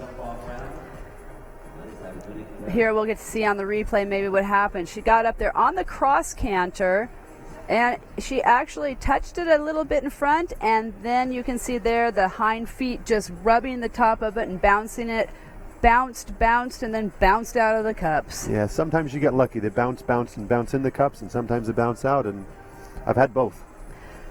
Here's Peter Lutz on Retiro. This is a bay 10-year-old gelding by Rockefeller Z out of a Playboy mare, and I believe this is a relatively new ride for Peter. It's great to see Peter back out here doing some West Coast shows.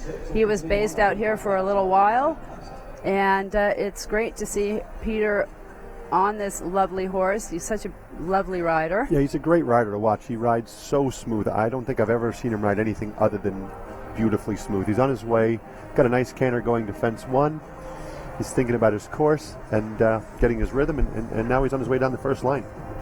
I think Peter, again, you know, a representative of the American system with the equitation and the discipline, and jumped that Oxer at number 2. He stays nice and wide out there to 3.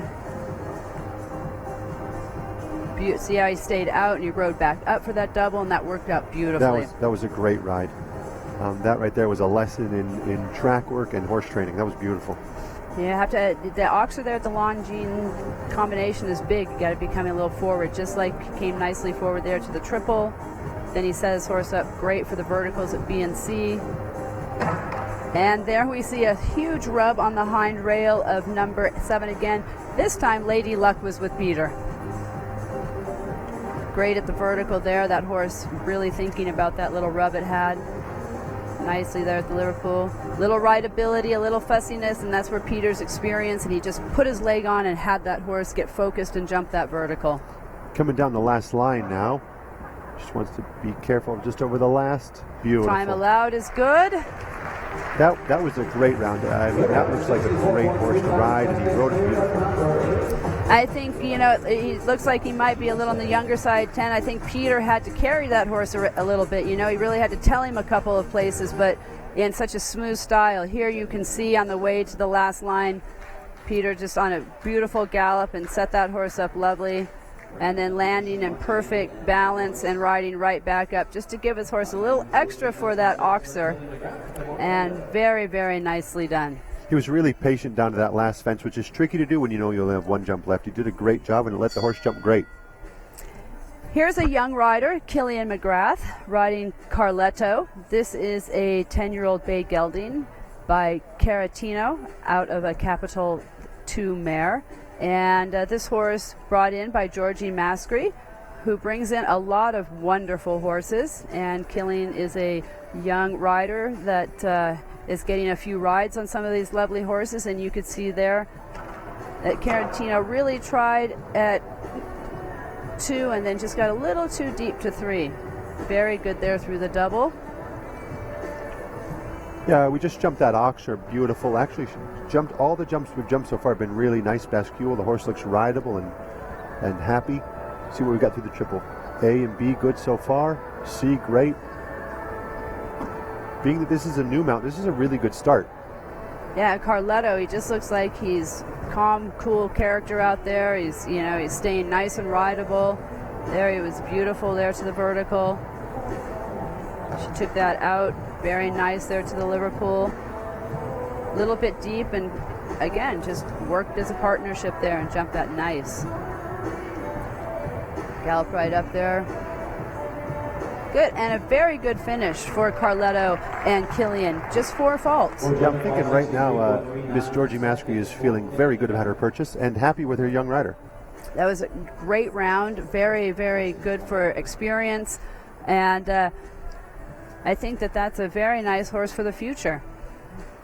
He looks very, very nice, very game. Here we'll see the end of the double. She got there quite good. He gave her a beautiful effort.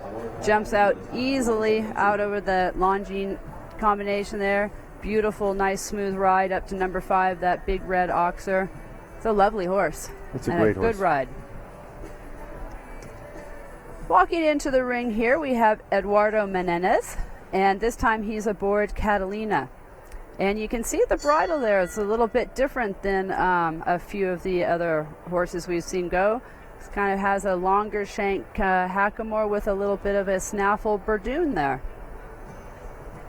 Catalina, an 8-year-old bay mare by Choco Blue out of a converter mare. And I believe this is a relatively new ride for Eduardo. And Eduardo on the Nations Cup winning team in Spruce Meadows this year. Yeah, he was on Quintole, which you'll see later tonight in the $100,000 World Cup. qualifier class. So we're going to get to see him a lot. He's a great rider, really smooth. He's a tall rider, but he's got a lot of body control. Beautiful over 1 and 2. He's on his way to fence 3. We saw earlier he was a little bit long in that 6 on the other mare, Kargushka. There he rode a beautiful line to that double combination and rode that whole front side of the course beautifully. He changed his track a little. He learned from the other horse, and he's using that to his advantage. He's on the way to the triple. Beautiful in there at A. You can see him really holding her at B and C, and then riding up lovely there to the Oxer at number 7. It doesn't look like this mare needs much encouragement to go. She looks like she has quite a bit of blood, and maybe a little on the strong side, and there Eduardo managed her well. And I think that's why you pointed out that bridle, Joey. You knew right away what you were in for, and I guess so did Eduardo. He put on enough bridle to keep that rideability. He's getting ready to go down the last line. He's clean so far. You can see him there just kind of trying to hold her together, keep her settled. Gets down that 4 easily and clear round. Very, very nice. What a nice young horse for the future. Yeah, it looks like a really nice young horse. It's only 8 years old. It looks like it's going to be really quite fast. We're not sure if Eduardo's going to go really fast to jump off because it's young, but we know it looks like it wants to be fast. Here's the replay of 3. And you can just see he knew exactly when he landed what he was going to do. He let the horse move forward and got in beautifully to the Longines combination. Beautiful 6 strides to the red Oxer there at number 5. That was extremely well done. Very, very nice. A lovely young horse for the future. Coming on course now, we have Hardin Tal and Pepper Pot. This is a gray 13-year-old mare. She is by Heritage Fortunas out of a Diamonds Are Trumps mare. This is an Irish bred horse. I watched this horse a couple of years ago at Spruce Meadows jump some of the bigger courses. It's quite an experienced horse, and they just kind of getting to know each other now a little bit. They're very nice and easy from 1 to 2 to 3. You can see Hardin holding her there, taking her out in the track. Nice ride up there to the double combination, keeping her organized there. This mare has some blood. Yeah, he's got a nice track there. He started off with a really good round so far. He's on his way to the triple, trying to keep the mare's focus. Jumped in nice. B is good. C is good. Get her back for that short 4. Ooh. We see that rail come down again. Yeah, that's been one of the bogey jumps on course. Coming around to the vertical before the Liverpool. Like you said, the mare's starting to get just a little bit on the strong side. That was very well ridden by Hardin. That's that awkward turn that we actually haven't seen that much trouble with. Finishing up here in the last line in 4. And it looks like Hardin's going to bring it home in four faults. And a quick 4 faults, though. Yeah, being that it's a new horse for Hardin and Jennifer, they've got to be happy with it. I mean, getting to know a horse is tricky, and it's a pretty good start. And here we'll see on the replay that Oxer number 7, he jumps up and she just cuts down with the hind legs. It looks like maybe they're just thinking about the turn just a split second too soon before the horses could kind of finish. You know, they're thinking about that time allowed maybe a little bit and just had that hind rail. So you've pointed out the horses wanting to go left there. Almost all of them wanted to go left over the top. So that's going to be something the riders really need to keep track of. Make sure they can keep that horse as straight as possible and not expand that width of the Oxer. Next on course is Niall Nassar. He's on Akita.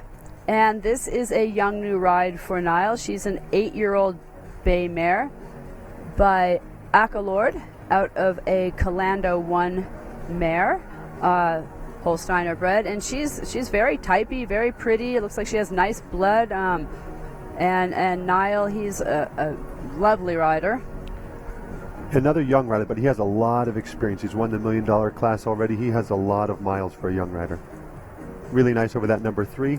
And just beautiful there in the 6 and 6. And this mare seems very scopy. Yeah, you know, this horse just stepped up to this bigger FEI classes. So I know he's been excited about her. I've been talking with him a little bit. He's on his way to the triple.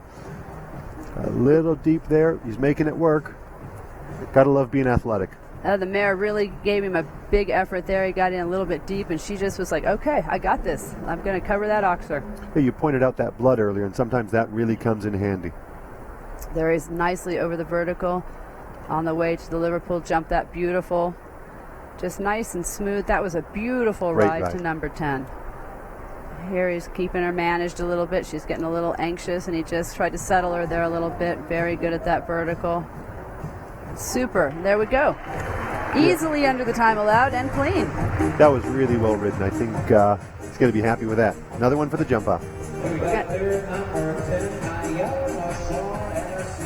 We've got 10 clear now. So we're looking good for an all clear jump off. That was a lovely, lovely round by NAL. Oh, and one of my favorites, the Flying Ham. You know this horse pretty well, don't you, Joey? I do know this little horse very well. I was fortunate enough to ride him for a part of a season in a couple years ago, and he's just so fun. He's just like riding a little rubber Super Ball. And Carl's ended up with him here, and Carl loves him too, so that makes me happy. But Flying Ham is now a 10-year-old little gelding, and he's by Bordeaux VDL out of a Heartbreaker mare. And he and Carl won a big class the other night, going very fast. He's on his way down the first line. Jumps one great. A little frisky, defense two. Well, that's Ham. He likes to have a little fun out there. That's the ham bone. That's what Carl calls him sometimes. And there Carl used the 6 strides to use the gallop and the momentum to get over that big oxer at the Longines double there. And now he's just going to keep that gallop around there. Ham's having a great time out there tonight. It looks like he's got his little tail going. He's got the little bounce in the step going. Beautiful through the triple combination. And there he's nicely up over the oxer. The thing with Ham is if he gets playing around too much and not paying attention. So here Carl took a little time, got him regrouped. Very, very good there. Quite wide in that 6. Ham finds that challenge fun. And they're very good to the black and white vertical. And see if here Carl and he can just settle down just a little bit for this last line. And there we go. Number 11 clean and very fast. I think that's the first horse sub 60, isn't it, Joey? I believe you are right. That was a fun round to watch. Ham looked like he was having a great time out there, and Carl knows him quite well there, and they just motored right around and bounded over the jumps. Here we see through the triple that Ham just nicely through B and C. Carl, a little adjustment on the backside and just stretching and stayed very straight there and jumped that oxer great. Good gallop right around the turn there. Ooh, here comes Carl's coach. Indeed it is. Eric Neve on Katipso. This is an 8-year-old brown gelding, and he is by Katoki out of a Calypso 2 mare. And with the very, very famous Eric Neve. I just love watching Eric ride. Oh, man, he's incredible. He's got such great control of his horses, but he does it so smooth. He rides beautifully. He's got great hands, great hips, and more experience than almost everybody in the world. Yeah, I mean, he's been world champion. He's been on the team gold and medal team at the WEG. He's been individual silver at the WEG. 1992 Olympic Games, bronze team medal. I mean, he can't remember all his medals. Probably not. That's a lot of medals. Beautiful there over 2. That horse is just jumping effortlessly behind. You can see Eric staying on the gallop there to get the Longines combination jump there. Very nice. Keeping a smooth gallop over to the red oxer. And you notice Eric has that European just kind of keep on the gallop. A little bit of balance out of the corner. Beautiful there. Such amazing body control. And the thing about Eric is his reins always stay short. Why can't I do that? Well, because we're human, Joey. Beautiful there to the vertical. Just rides this nice young horse with a lot of confidence. Little adjustment there. great ride to the vertical, and he's just on such a good gallop. It's just one jump is just coming up after the other, right on stride, right on rhythm, and easily over the last line, and we have another clean. I don't think the coach could let the student be the only one with a chance at winning that jump off. Oh, I'm sure there's a little competition within there. That's for sure. So now we've officially gone over the limit of normal rounds, just clean rounds. Now we've got 12. We do, and it's my understanding that FEI, all clean rounds come back. That's excellent. So we are going to have a zippy jump off, I think. Here we have on course, trotting in, is Christian Heineken on NKH Selena, a 10-year-old bay mare, by Sakata Gold out of a Quattro B mare. And 10 years old, but you don't know how much mileage she has. She looks like a very, very nice type horse. And he had a great round earlier with Clooney, didn't he? He did. Christian is one of our clears earlier in the course on Ahi Clooney. And let's see what he can do on this lovely mare, Selena. Nicely up over 2, a little bit on the cross canter there to 3, gets a little bit of a rub. The mare looks like she's maybe a little strong, a little spooky there. Managed her well through the Longines combination. Easily over the oxer there at number 5. Okay, he's coming around to the triple now. Wants to make sure he gets his horse focused. Nice right in. B's good. C's good, a little quick. That 4's getting short. Yep, 4 we got a little short. Like you said, running out of a little bit of rideability, and it kind of caught up with him there, Joey. It did. She just looked like she got a little strong and couldn't set her hind feet. He's regrouped, gave her a little bit of time there to just kind of regroup and reorganize. Really nice down the 6th stride to the Liverpool. And he just wants to keep her on rhythm there, and he just kind of did a nice 6 strides to that vertical in the end just to kind of finish up here with some nice confidence. Yeah, and he knows at this point that he's not going to make the finals, but he wants to finish up having some experience with his young horse. Like you said, he's 10 years old. He wants to work on getting a little more experience in partnership with this horse. Yeah, and then, that was just a little bit of a mistake on rideability. The mare got a little anxious, and, see here out of the triple, he's really sitting up already. And he knew she was going to get strong, and he knew that 4 was going to be hard. And as you can see there on the replay, you can see that she just didn't get her hind feet set down. Here we have Enrique Gonzalez on his 2nd ride, and this is Santos. This is an 11-year-old bay gelding by Toulon out of a Lise de Damer. He is a Belgian warmblood, and this is a horse that's owned by Carlos Hank, and I think sometimes Enrique rides some of the amateurs' horses back just to get them lined out a little bit, get some bigger jumps under their belt, and then gives them back to the amateurs. And I think this is the case with this horse. This is a horse that Carlos has ridden a little bit, and now Enrique is taking and putting some mileage on. Yeah, he's on his way over fence 1, down fence 2 is good so far. Light rub. Joey, do we have any double clear rounds yet? Anybody with 2 horses in the jump off? Well, let's see here. They're not Enrique, because he just unfortunately had that 4 faults at that vertical. But finishing up good there at 5, the oxer.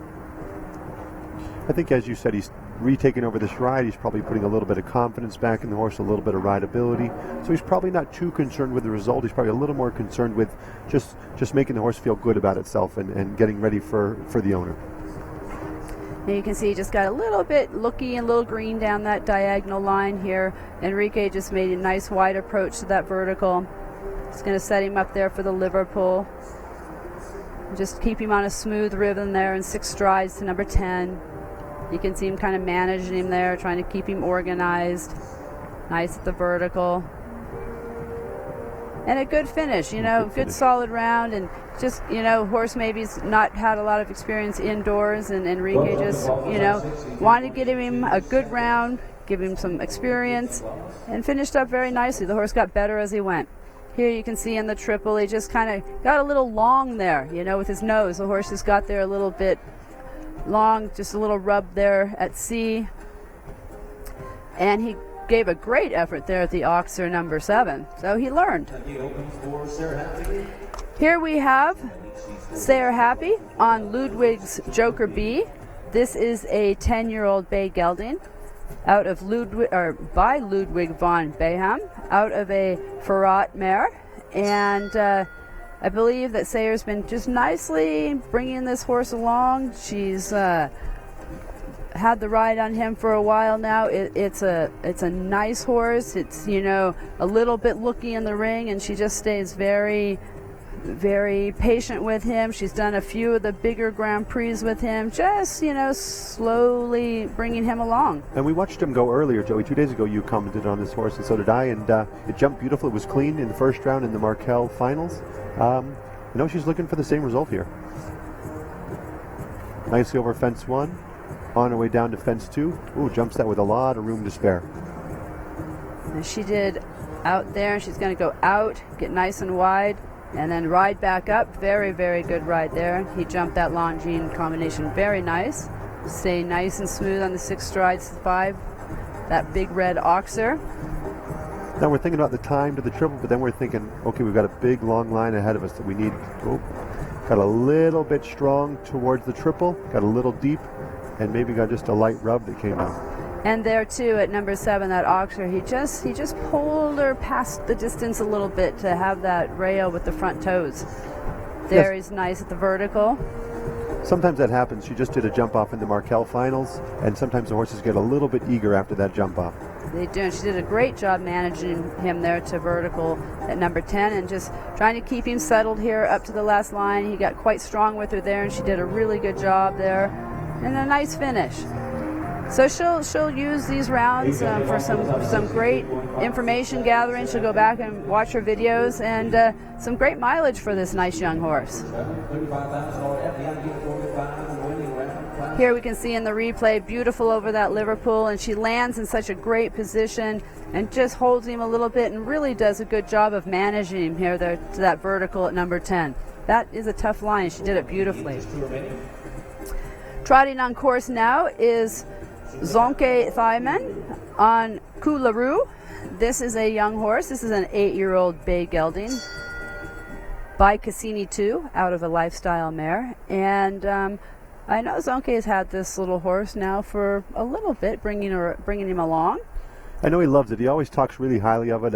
I competed against him at a couple shows earlier in the year, and he really just had nothing but praise for the horse. So let's hope he has a nice round. I know he loves the horse. It's a little young compared to some of the horses for this FEI, but I know they've got a partnership going, so let's see what we've got. We're on our way to fence 1. He's got a nice canter going. The horse looks very relaxed. Yeah, it's a lovely little type horse, and Zonke makes a nice ride up to the vertical there. Nice effort there at 2. He got a little strong there, but managed it. A little bounce in the step and rode back up. Got a little bit of a rub there at 4A, and this horse lands, and Zonke goes to kind of organize, and it gives itself a pretty good head toss, and kind of Zonke has to kind of play catch up there a little bit. Let's see how we can do. Just got a little deep there. Yeah, it's a tough course for an 8-year-old especially. And there, I think the rideability, that head toss, that rideability just got Coularoo in a little bit of trouble with that oxer. And it looks like Zonke's going to save it for another afternoon. Yeah, you pointed out earlier, Joey, that Olaf Jr., he likes to set a technical course and a rideability course, and he's done that today. And we see now that the horses that don't quite have that experience yet are getting caught a little bit. That is true. Well, I believe this is our final horse. This is Kent Farrington on Blue Angel. Now, this is quite an experienced horse. We should see nice rideability out of Blue Angel. She's a 13-year-old bay mare by Ludam out of an Ascendant mare, and Kent knows her quite well. He's had her now in his string for a couple of years. She's very experienced. She's jumped some very, very big tracks, owned by a lovely California lady, Robin Parsky. And yeah, you notice Blue Angel goes in a little blue bit. Must be her favorite. Yeah, he has a recent win. He won the $85,000 class at WEF. And, you know, we know the partnership, when they're on, they're on. Just nice and easy up that 6 strides. Kent just keeping her very organized there, staying out and riding back up to the double. Nice and easy there in the one. Beautiful through the Longines combination. Great to the red oxer. And here we see that nice galloping pace. Even in the indoor, he's just on a nice gallop. Beautiful at the triple combination. And there the rideability was great. He landed, he asked the mare to wait. She waited, then he could ride back up, cover that oxer, no problem. Nice and tidy back to the vertical. Right down a beautiful track in the 6 strides of Liverpool.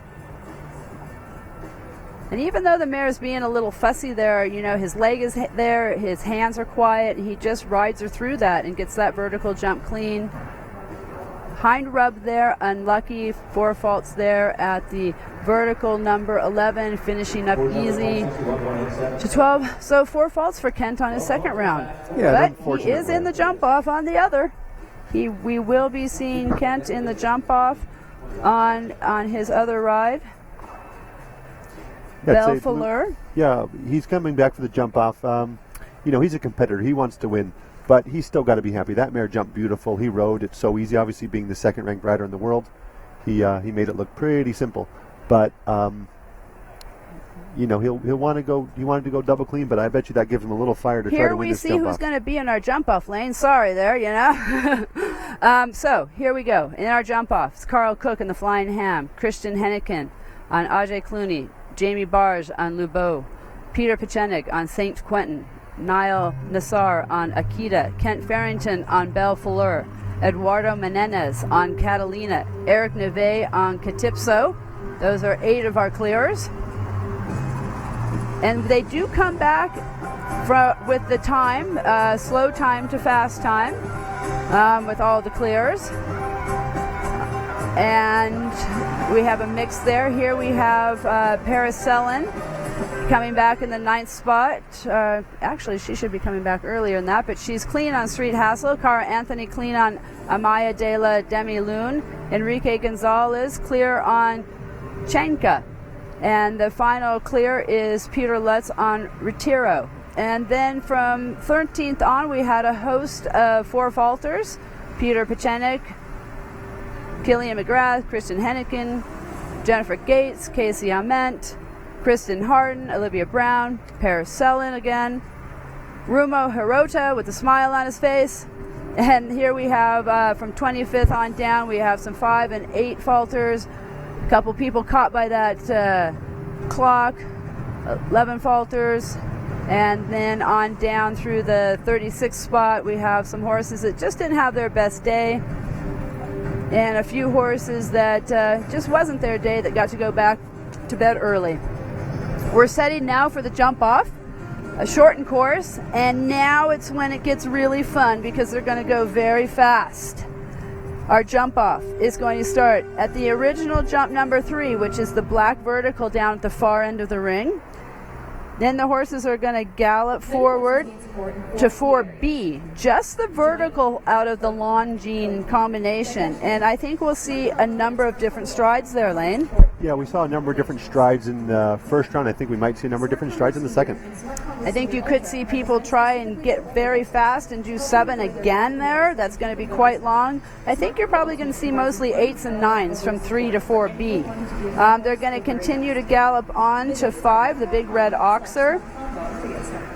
And then Olaf Peterson Jr., he removed fence 10, so it's going to be who's the most daring, who will roll back the tightest to 6AB, the first 2 elements of the triple combination.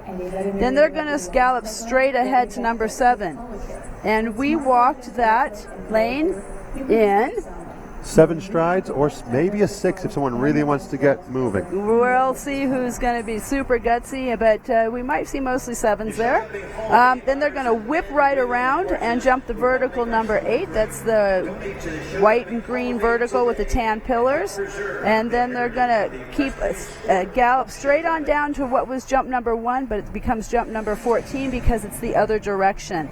And we walked a nice 7 strides there. And I think that's mostly what we'll see is probably that 7 being that last careful vertical. So once again, your jump off 3, 4B, 5, 6 AB, 7, 8, and 14. We have a fast 12-horse jump off. It's going to be a fun jump off to watch.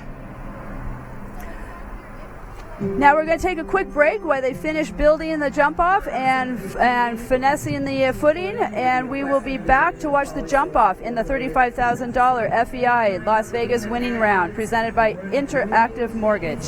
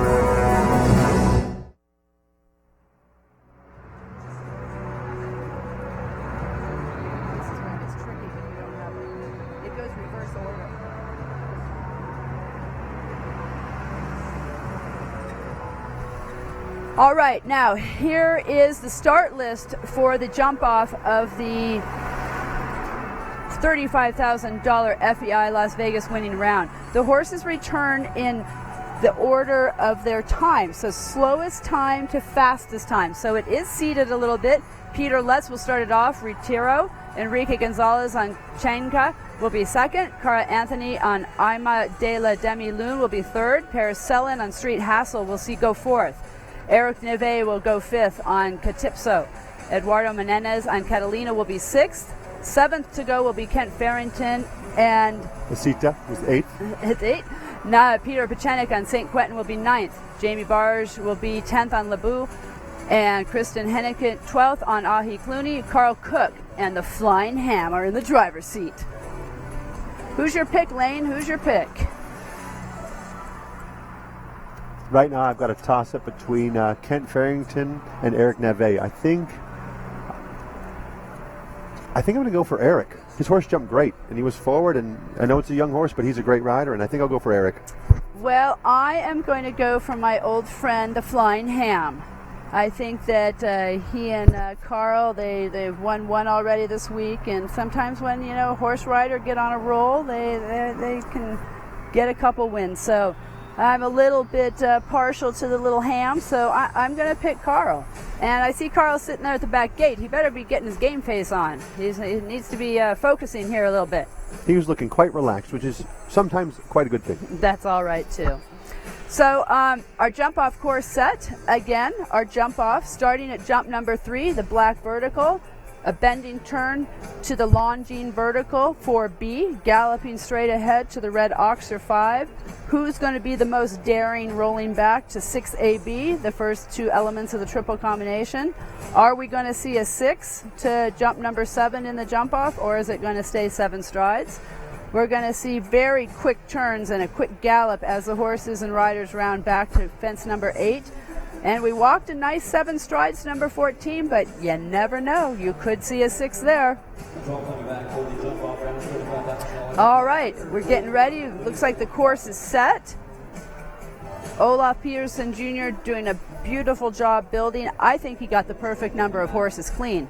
Yeah, you got the perfect number. 12 ribbons, 12 clean. I mean, you can't do much better than that. He wanted 25% of the class. He basically got 25% of the class. It was pretty great course designing. And a great venue here at the South Point Equestrian Arena. Blenheim Equisports doing a great job bringing us the Las Vegas National Horse Show. And a big thank you to the Interactive Mortgage Company for presenting us with the $35,000 FEI Las Vegas winning round. A meter 45 class for the international field here. We've had riders from Chile and Germany and Mexico and Australia and Austria and Brazil and Japan and Ireland and Egypt. We've had a very international group of riders, and here's the peanut gallery here. We can see on the screen. This is where we all watch from the back gate. We watch our fellow competitors. We see what the riders do. And here we have Peter Lutz on Retino. He is going to be the first in the jump off, and this could be a good spot to be in, Lane. Yeah, you know what? As a first rider in a jump off, you can, as long as you're clean and fast, you can put a bit of pressure on the competitors behind you. Use this to your advantage. If you can have a nice, quick, clear round, you're good to go. Peter headed on the way to jump 3, and let's see how many strides he does. He stayed out in a bit of a wide 8, and then the nice 6, and he looks like he's going medium. He doesn't look like he's pushing this young horse as fast as he could possibly go in the future. There, the young horse showed that he's just a little bit green and just pulled his hind legs up under him and had 4 faults there at the B element, at the A element of the double combination 6A. He's on his way down to the last fence. He had a rail. He's just trying to keep it smooth. Nice 7 strides there, and he ends up with 4 faults. A medium time, medium pace. Yeah, I got to be happy with his horse, though. And he had a beautiful first round. He's going to be happy enough with the jump off. That's going to be a great partnership for the future. Yeah, that horse looks nice and scopy, and it just looks like he needs some miles and to learn how to go fast. But a nice jump off track and nice smooth round. Here we can see the A of the double. He just brings those hind legs up instead of out, has 6A down nicely through B, gallops up nicely there. And there over the yellow oxer, you can see how he let his hind legs out and jumped that very clean. Our second rider in the jump off is Enrique Gonzalez, and he is riding the younger mare from the first round. Chakna, I believe. Yes, Chakna. She's the 8-year-old mare by Choco Blue out of the Nauru mare. Here he's headed to the third, and that's just a green mistake. Yeah, a green mistake. He thought about going left, and the horse thought about going left a little too early. Coming around for another approach. There we go. And a nice 7-8 strides there. And he's just going to finish up nice and easy, most likely. Just give this mare some experience. And, you know, she is just 8, and she probably just was not sure, you know, that he wanted to jump first and then turn left. You can see she's easily through the double combination. Beautiful gallop up to that yellow oxer. And he's coming around the corner here to the vertical. And they're just a little green again off that turn. You can see Enrique taking that right rein. And a nice finish. Nice finish for Chakna and Enrique Gonzalez. You know, she's just 8. He'll go home. He'll do a little practice. He'll be back. Yeah, for an 8-year-old, he's got to be thrilled. You know, you pointed out in the first round how he used his experience to help the mare, and he's going to just have to keep doing that for a little while until they develop more of a partnership. Yeah, it just takes some time. Here we have Cara Anthony, and she's on the beautiful gray Ima de la Demi-Lune. This is the 9-year-old mare by Cardento out of a Darko mare. And Cara rode a lovely first round. Yeah, she had a really nice first round. Like you said, we're going in reverse order, so some of these horses are either a little younger or not necessarily the top speed horses. So we should maybe see them getting progressively faster and faster. That's right. And here, you know, see Cara taking a little bit of a wind up. Very nice there to jump 3. Stayed out a little bit wide there to the vertical. Nice.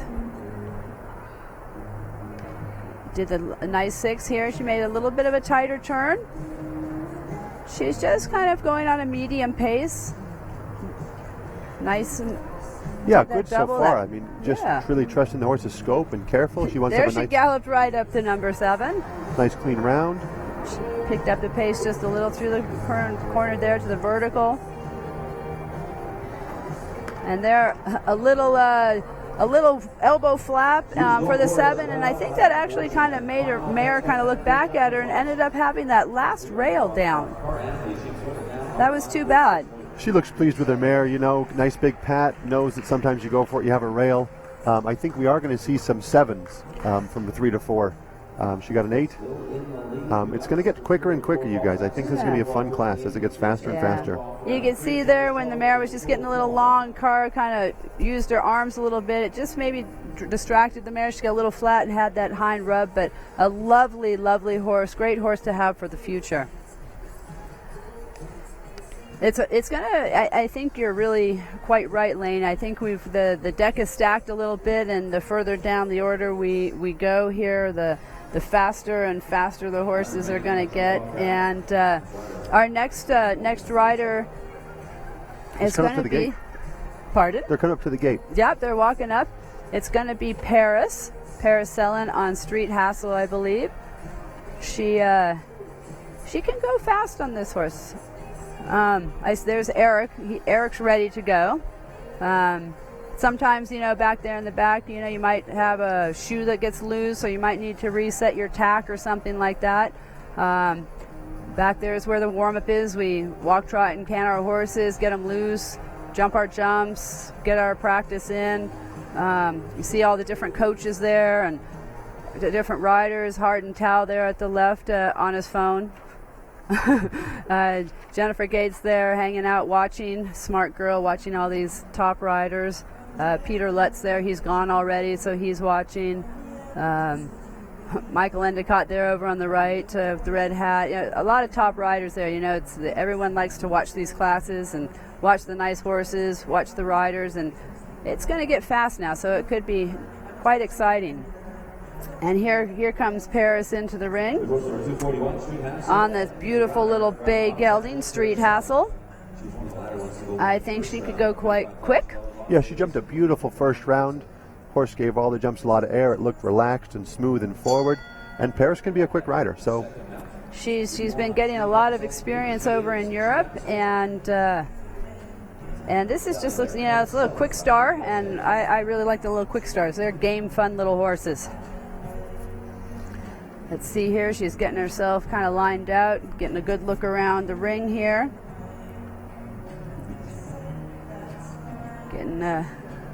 Getting over and getting straight and lined out to number 3.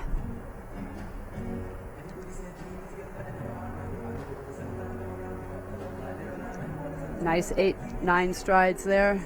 She's just maybe going a little conservative, maybe trying to get a double clear in here. Horse is jumping beautiful so far, but not going super fast like you said. Not yet, at least. There she just got a little slow through the corner, a little deep to the oxer. Had that hind rail jump that oxer number 7. Beautiful. Here she's keeping a nice gallop around to the vertical 8. And she went a little wide and just did a nice conservative 8 stride. So Paris just kind of giving her horse just a nice round to finish up the week. A nice round, 4 faults and 38.42. Yeah, I'm thinking, Joey, here we go, next in the ring. Here we have the replay of the double, and you can see he just never really got straight and set and just had that hind rail. Just got a little slow there. Paris sitting right up, organized for number 7, the oxer. Beautiful. Now, here we go. I think the speed is going to start to show itself. We have Eric Neve. And he's riding this cute little brown horse. Katuspo. I believe it's 8 years old. He's done some winning with it already. This is my pick. Eric, come on. All right. Let it fly a little bit, buddy. Here we go. I have a feeling you might see him fly because last night he got just edged out in the speed class last night. So he might be A little extra hungry. going for a little revenge here tonight. I was wondering who was going to go through that gap there.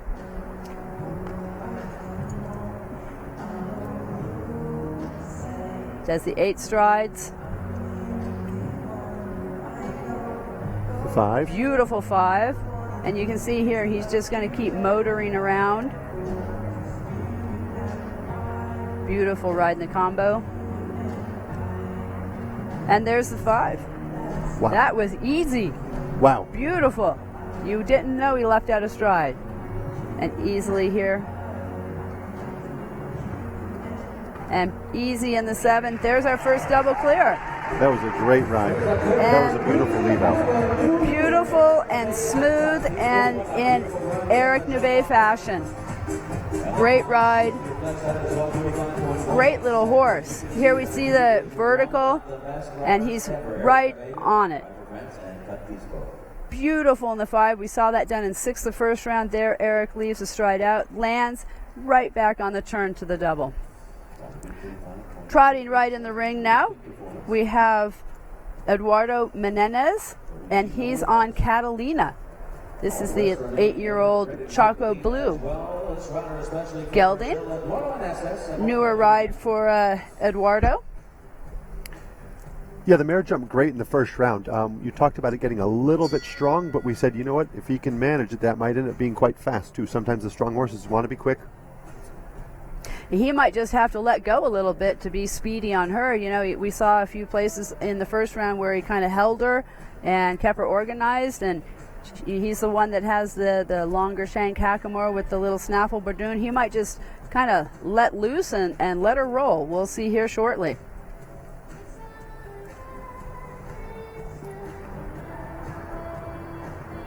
There's the 7 strides from 3 to 4. And then the 6. So a little bit different strategy. Quite tight on the backside and taking a good shot at that double. Nice in the 6 there, very controlled. And in the gap, we haven't seen anybody do that. That was a double inside there. And he manages her and clean. 2 seconds. 2 seconds faster than Eric.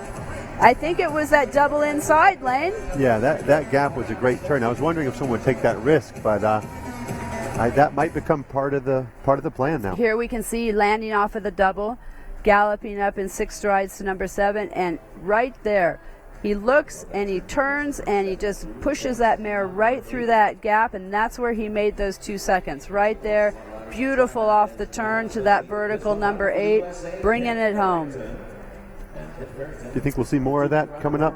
And that's why he was on the Nations Cup winning team. That's for right, Brazil. that's why. And Kent saw that. Now Kent knows what he has to do. So we'll see if he picks the same strategy on Bellefleur and goes just a little bit quicker. He knows where Eduardo went, so we'll see what he does. And he's looking to make it to ranked number 1 rider in the world, so he's going to probably go for it. Yeah, these are some valuable points that we've been able to get here because of Longines and Blenheim Equisport. Here we go.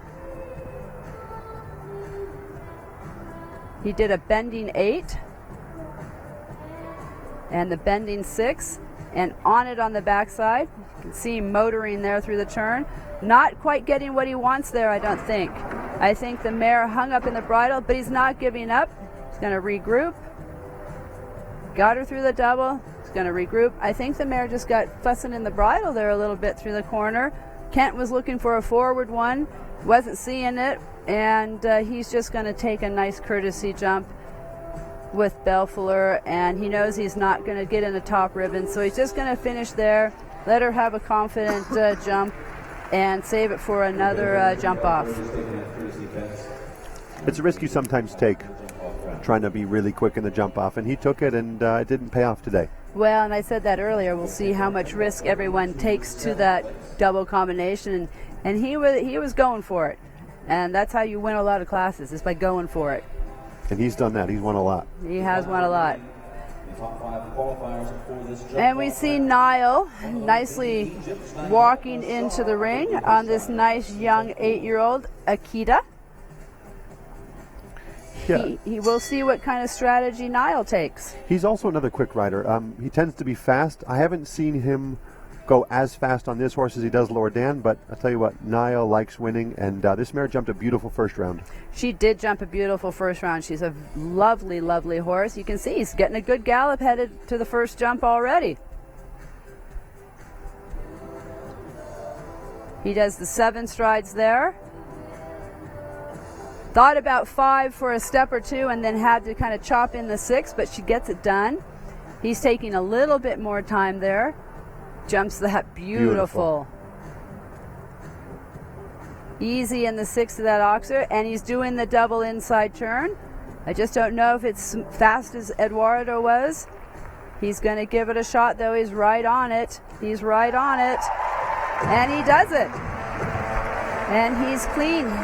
Eduardo was 33.25 and Niall was 32.30, so he just catches him. Yeah, that was a great daring ride. The horse jumped super. See that nice slice to the second to last fence? And he knows he's on pace, but he can't risk too much of that last fence, so he's just smart and careful. Then he gallops through those timers. He really makes sure. That might have saved him too. That really good gallop through those timers is really important. Lovely, lovely horse. Well, here's Peter Pechenik, and he's on St. Quentin. And we'll see what his strategy is. He was quite fast the other day and ended up in the winner's circle. So he won 2 days ago. I know he's going to want to look to win again, but that will not be an easy time to catch. Niall was quite fast. That mare of Niall's doesn't waste any time getting across the ground, and she really followed him through the turns, and he did the 7 up the front line and the 6, and he's nice and smooth to the double. So we'll see here what Peter's strategy is with St. Quentin. He's winding him up to the first jump. Gets there easily. Staying on the gallop to the red oxer. Great little turn. wider, but good turn. Nice and forward into the double. Same 6 strides as Niall, and he's going for that inside. Nice turn. Nice turn. He added up 1 there, so I think he got a little bit slow there. He couldn't quite see the same one that Niall saw going forward. Ends up with a nice double clear, 33.95 and clear for Peter. Yeah, great ride. I think you pegged it, Joey. I think that one distance that didn't show up at the vertical was maybe what cost him, and everything's got to go your way to win. Yeah, smooth is fast, and if you can just stay on a smooth gallop and the jumps show themselves to you, that's how you're fast. Here you can see out of the double, beautiful in and out of the double. Nice gallop up to number 7, the oxer, and right there he's really on the turn, and he just needed to be able to keep coming forward and see the forward distance, and right there you can see how he had to pull and add 1, and that's where he lost his time. He could have just seen 1 less, and then he had a great gallop down to the last jump. Here we have Lubo back. Yeah, Lubo's back with Jamie Barge, and she's just showing that horse that second to last fence, the one that she saw Peter have a little bit of a peek at. So she's getting ready to wind up for her first fence, which is fence number 3. And we saw in the first round how well she knew this horse and all the strides that she did. So we'll see if she leaves out strides now in the jump off as she's headed to jump number 3.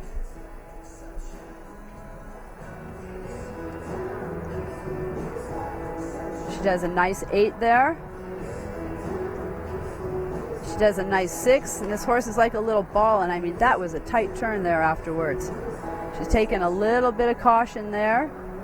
Oh, and he gave her a great effort there. Yeah, it jumped beautiful to that in and out. Little extra effort on his part. There's the 6, and she's going to get inside, but not quick enough inside. That took a little time there. It almost looked like a touch of an afterthought. Yeah, I think the horse jumped quite big. Ooh, little rub, but very nice and clean. Jumped really high over that yellow ox, which made the turn tricky. And a super double clear round that's going to put her into fourth. That was just a lovely way to finish up, and a nice ride for Jamie on Lubo. Yeah, in competition like this, you got to be happy. Here we can see the nice ride to the Longines vertical. Jamie looking ahead, and just a nice smooth ride and 6 strides to the number 5, that oxer. Look at that effort. He just bounded up over that oxer. On course here now, we have Christian Heineken, and he's on Ahi Clooney, and he goes fast with this horse. Yeah, he likes winning. You know, he won the speed round last night, didn't he? I believe so. He was the one that just edged out Eric, and we'll see if he's going to edge out Niall right now. Great jump there at 3. Galloped up there nicely. Going for the 5, quite long and just too long. Yeah, a little too long. He's going to come around the triple, try to save as much as he can, try to stay in the good part of the ribbons if he can help it. Yeah, just looked like that horse just didn't come up off his leg and get up there for him. Great there. And here he's just going to settle, finish with a nice round. Horse jumped a great first round. He's jumping a great jump off, had a little rub that was distance oriented, but he's still got to be happy with how well his horse performed today. And a very nice, well, a little bit of a plopper there, as we would say. It just kind of rolled down and plopped. You know, he didn't really hit that hard. He just kind of rolled it off there. So ends up with 8 faults. Here we can see the replay. Christian trying to get his horse there in the 5 and just couldn't get him quite up there. Had that hind rail.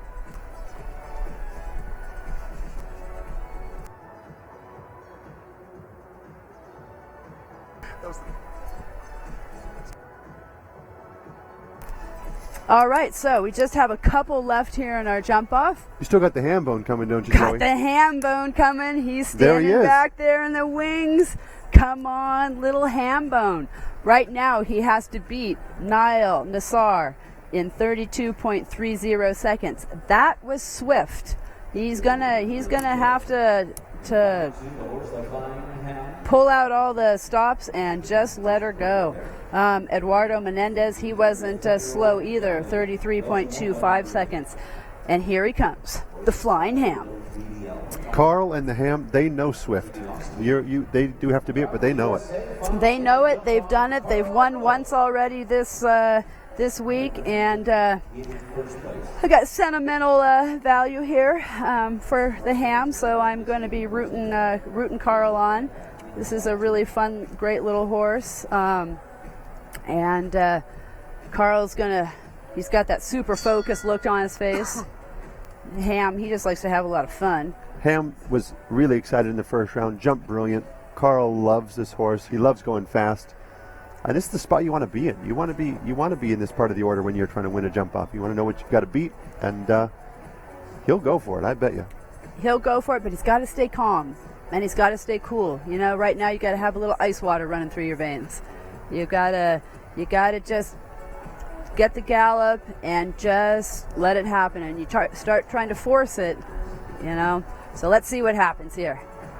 Come on, Ham. Beautiful there.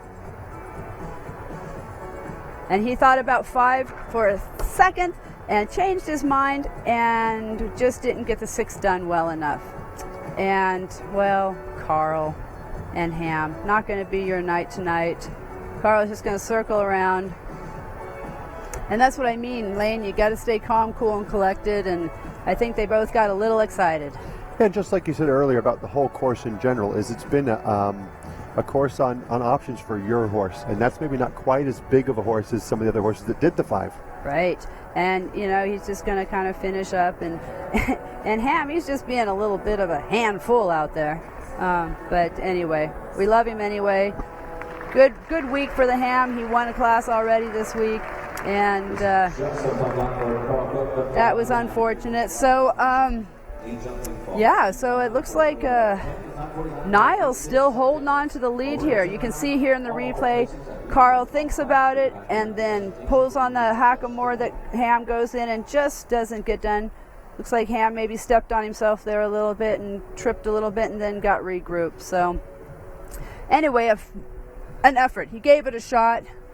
Looks like we're going to wrap it up here, and it's going to end up being Niall Nassar on Akita. Fabulous round.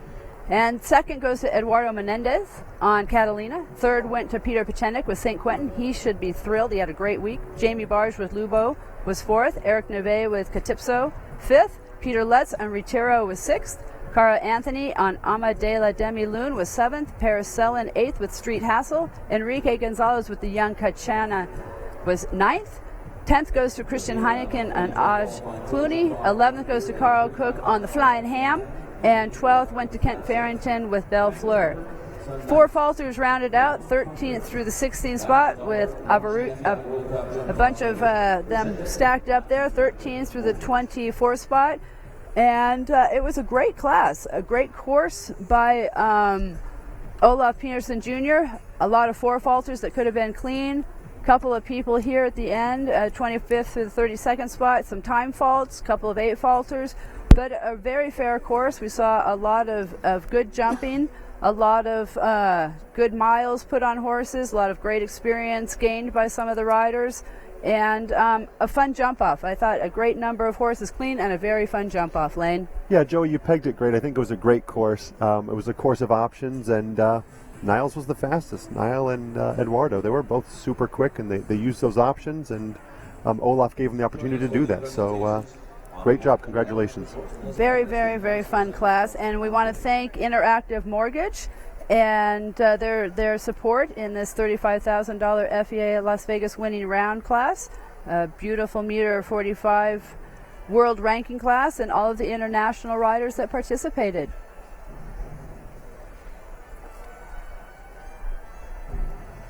Thank you very much.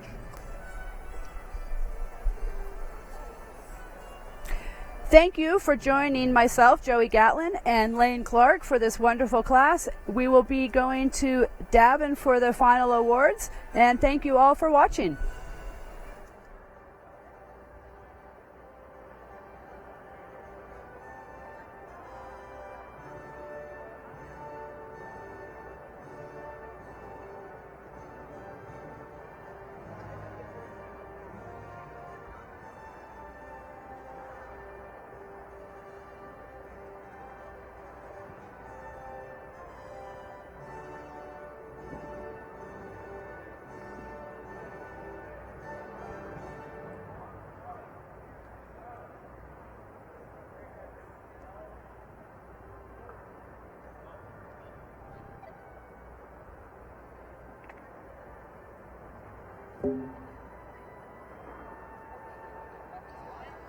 And let's meet our top placings and our top 5. In 5th place, there is Francis Eric Neve.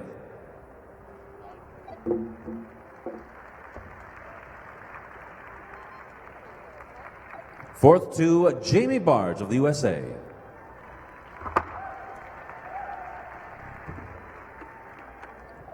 Third place, Austria's Peter Pachenik.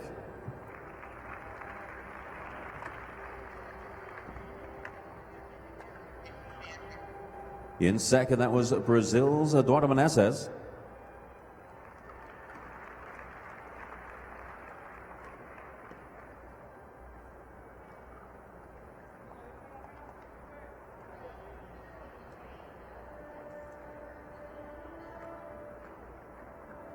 Let's bring him back in the ring, the champion of the $35,000 Las Vegas winning round.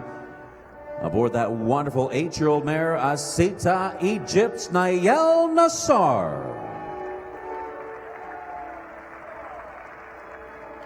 Now, wonderful cooler provided by Horseware of Ireland. Niall also receiving the Blenheim Equisports Trophy. Riata Designs hat by Jill Slater. Double salary. Mr. Saddle certificate for Butte Saddle.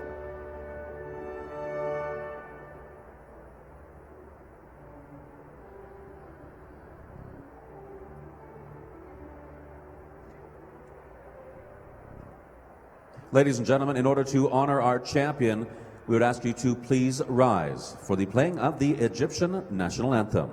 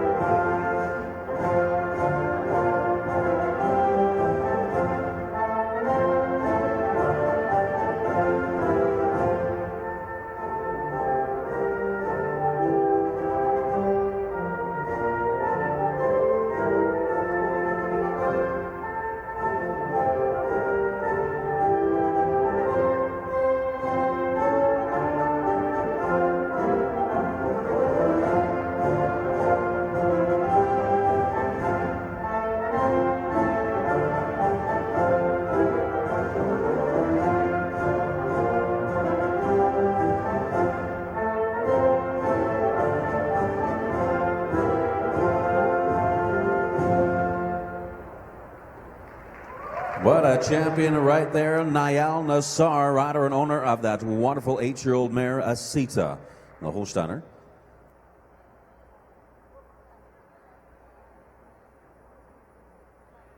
And we will have the official photograph taken with our champion, NAL Nassar. Melissa Brandis on behalf of Blenheim Equisports, the Vice President of Marketing.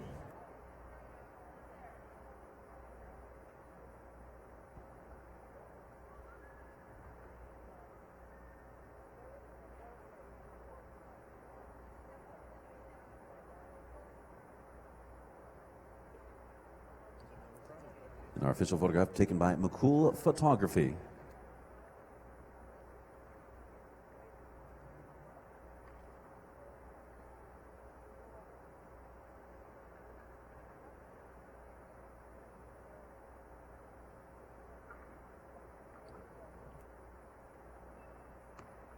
An international photographer, McCool Photography is proudly the official photographer for the Las Vegas National. Make sure you stop by their booth located on the main arena concourse to view your proofs. And don't forget to ask about their discounts over orders placed right here at the show.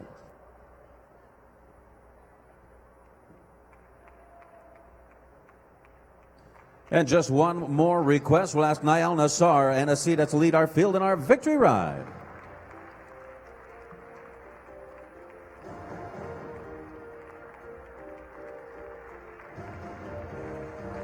There they are, the top placings, $35,000 Las Vegas winning round. And our champion, brand new cooler aboard Asita, Egypt's NAL Nassar. Second to Eduardo Beneses. Peter Bershenik in third. Fourth, Jamie Barge. And fifth, Eric Nave. Well-deserved lap of honor for NAL Nassar from Egypt. What an amazing ride in that jump-off round.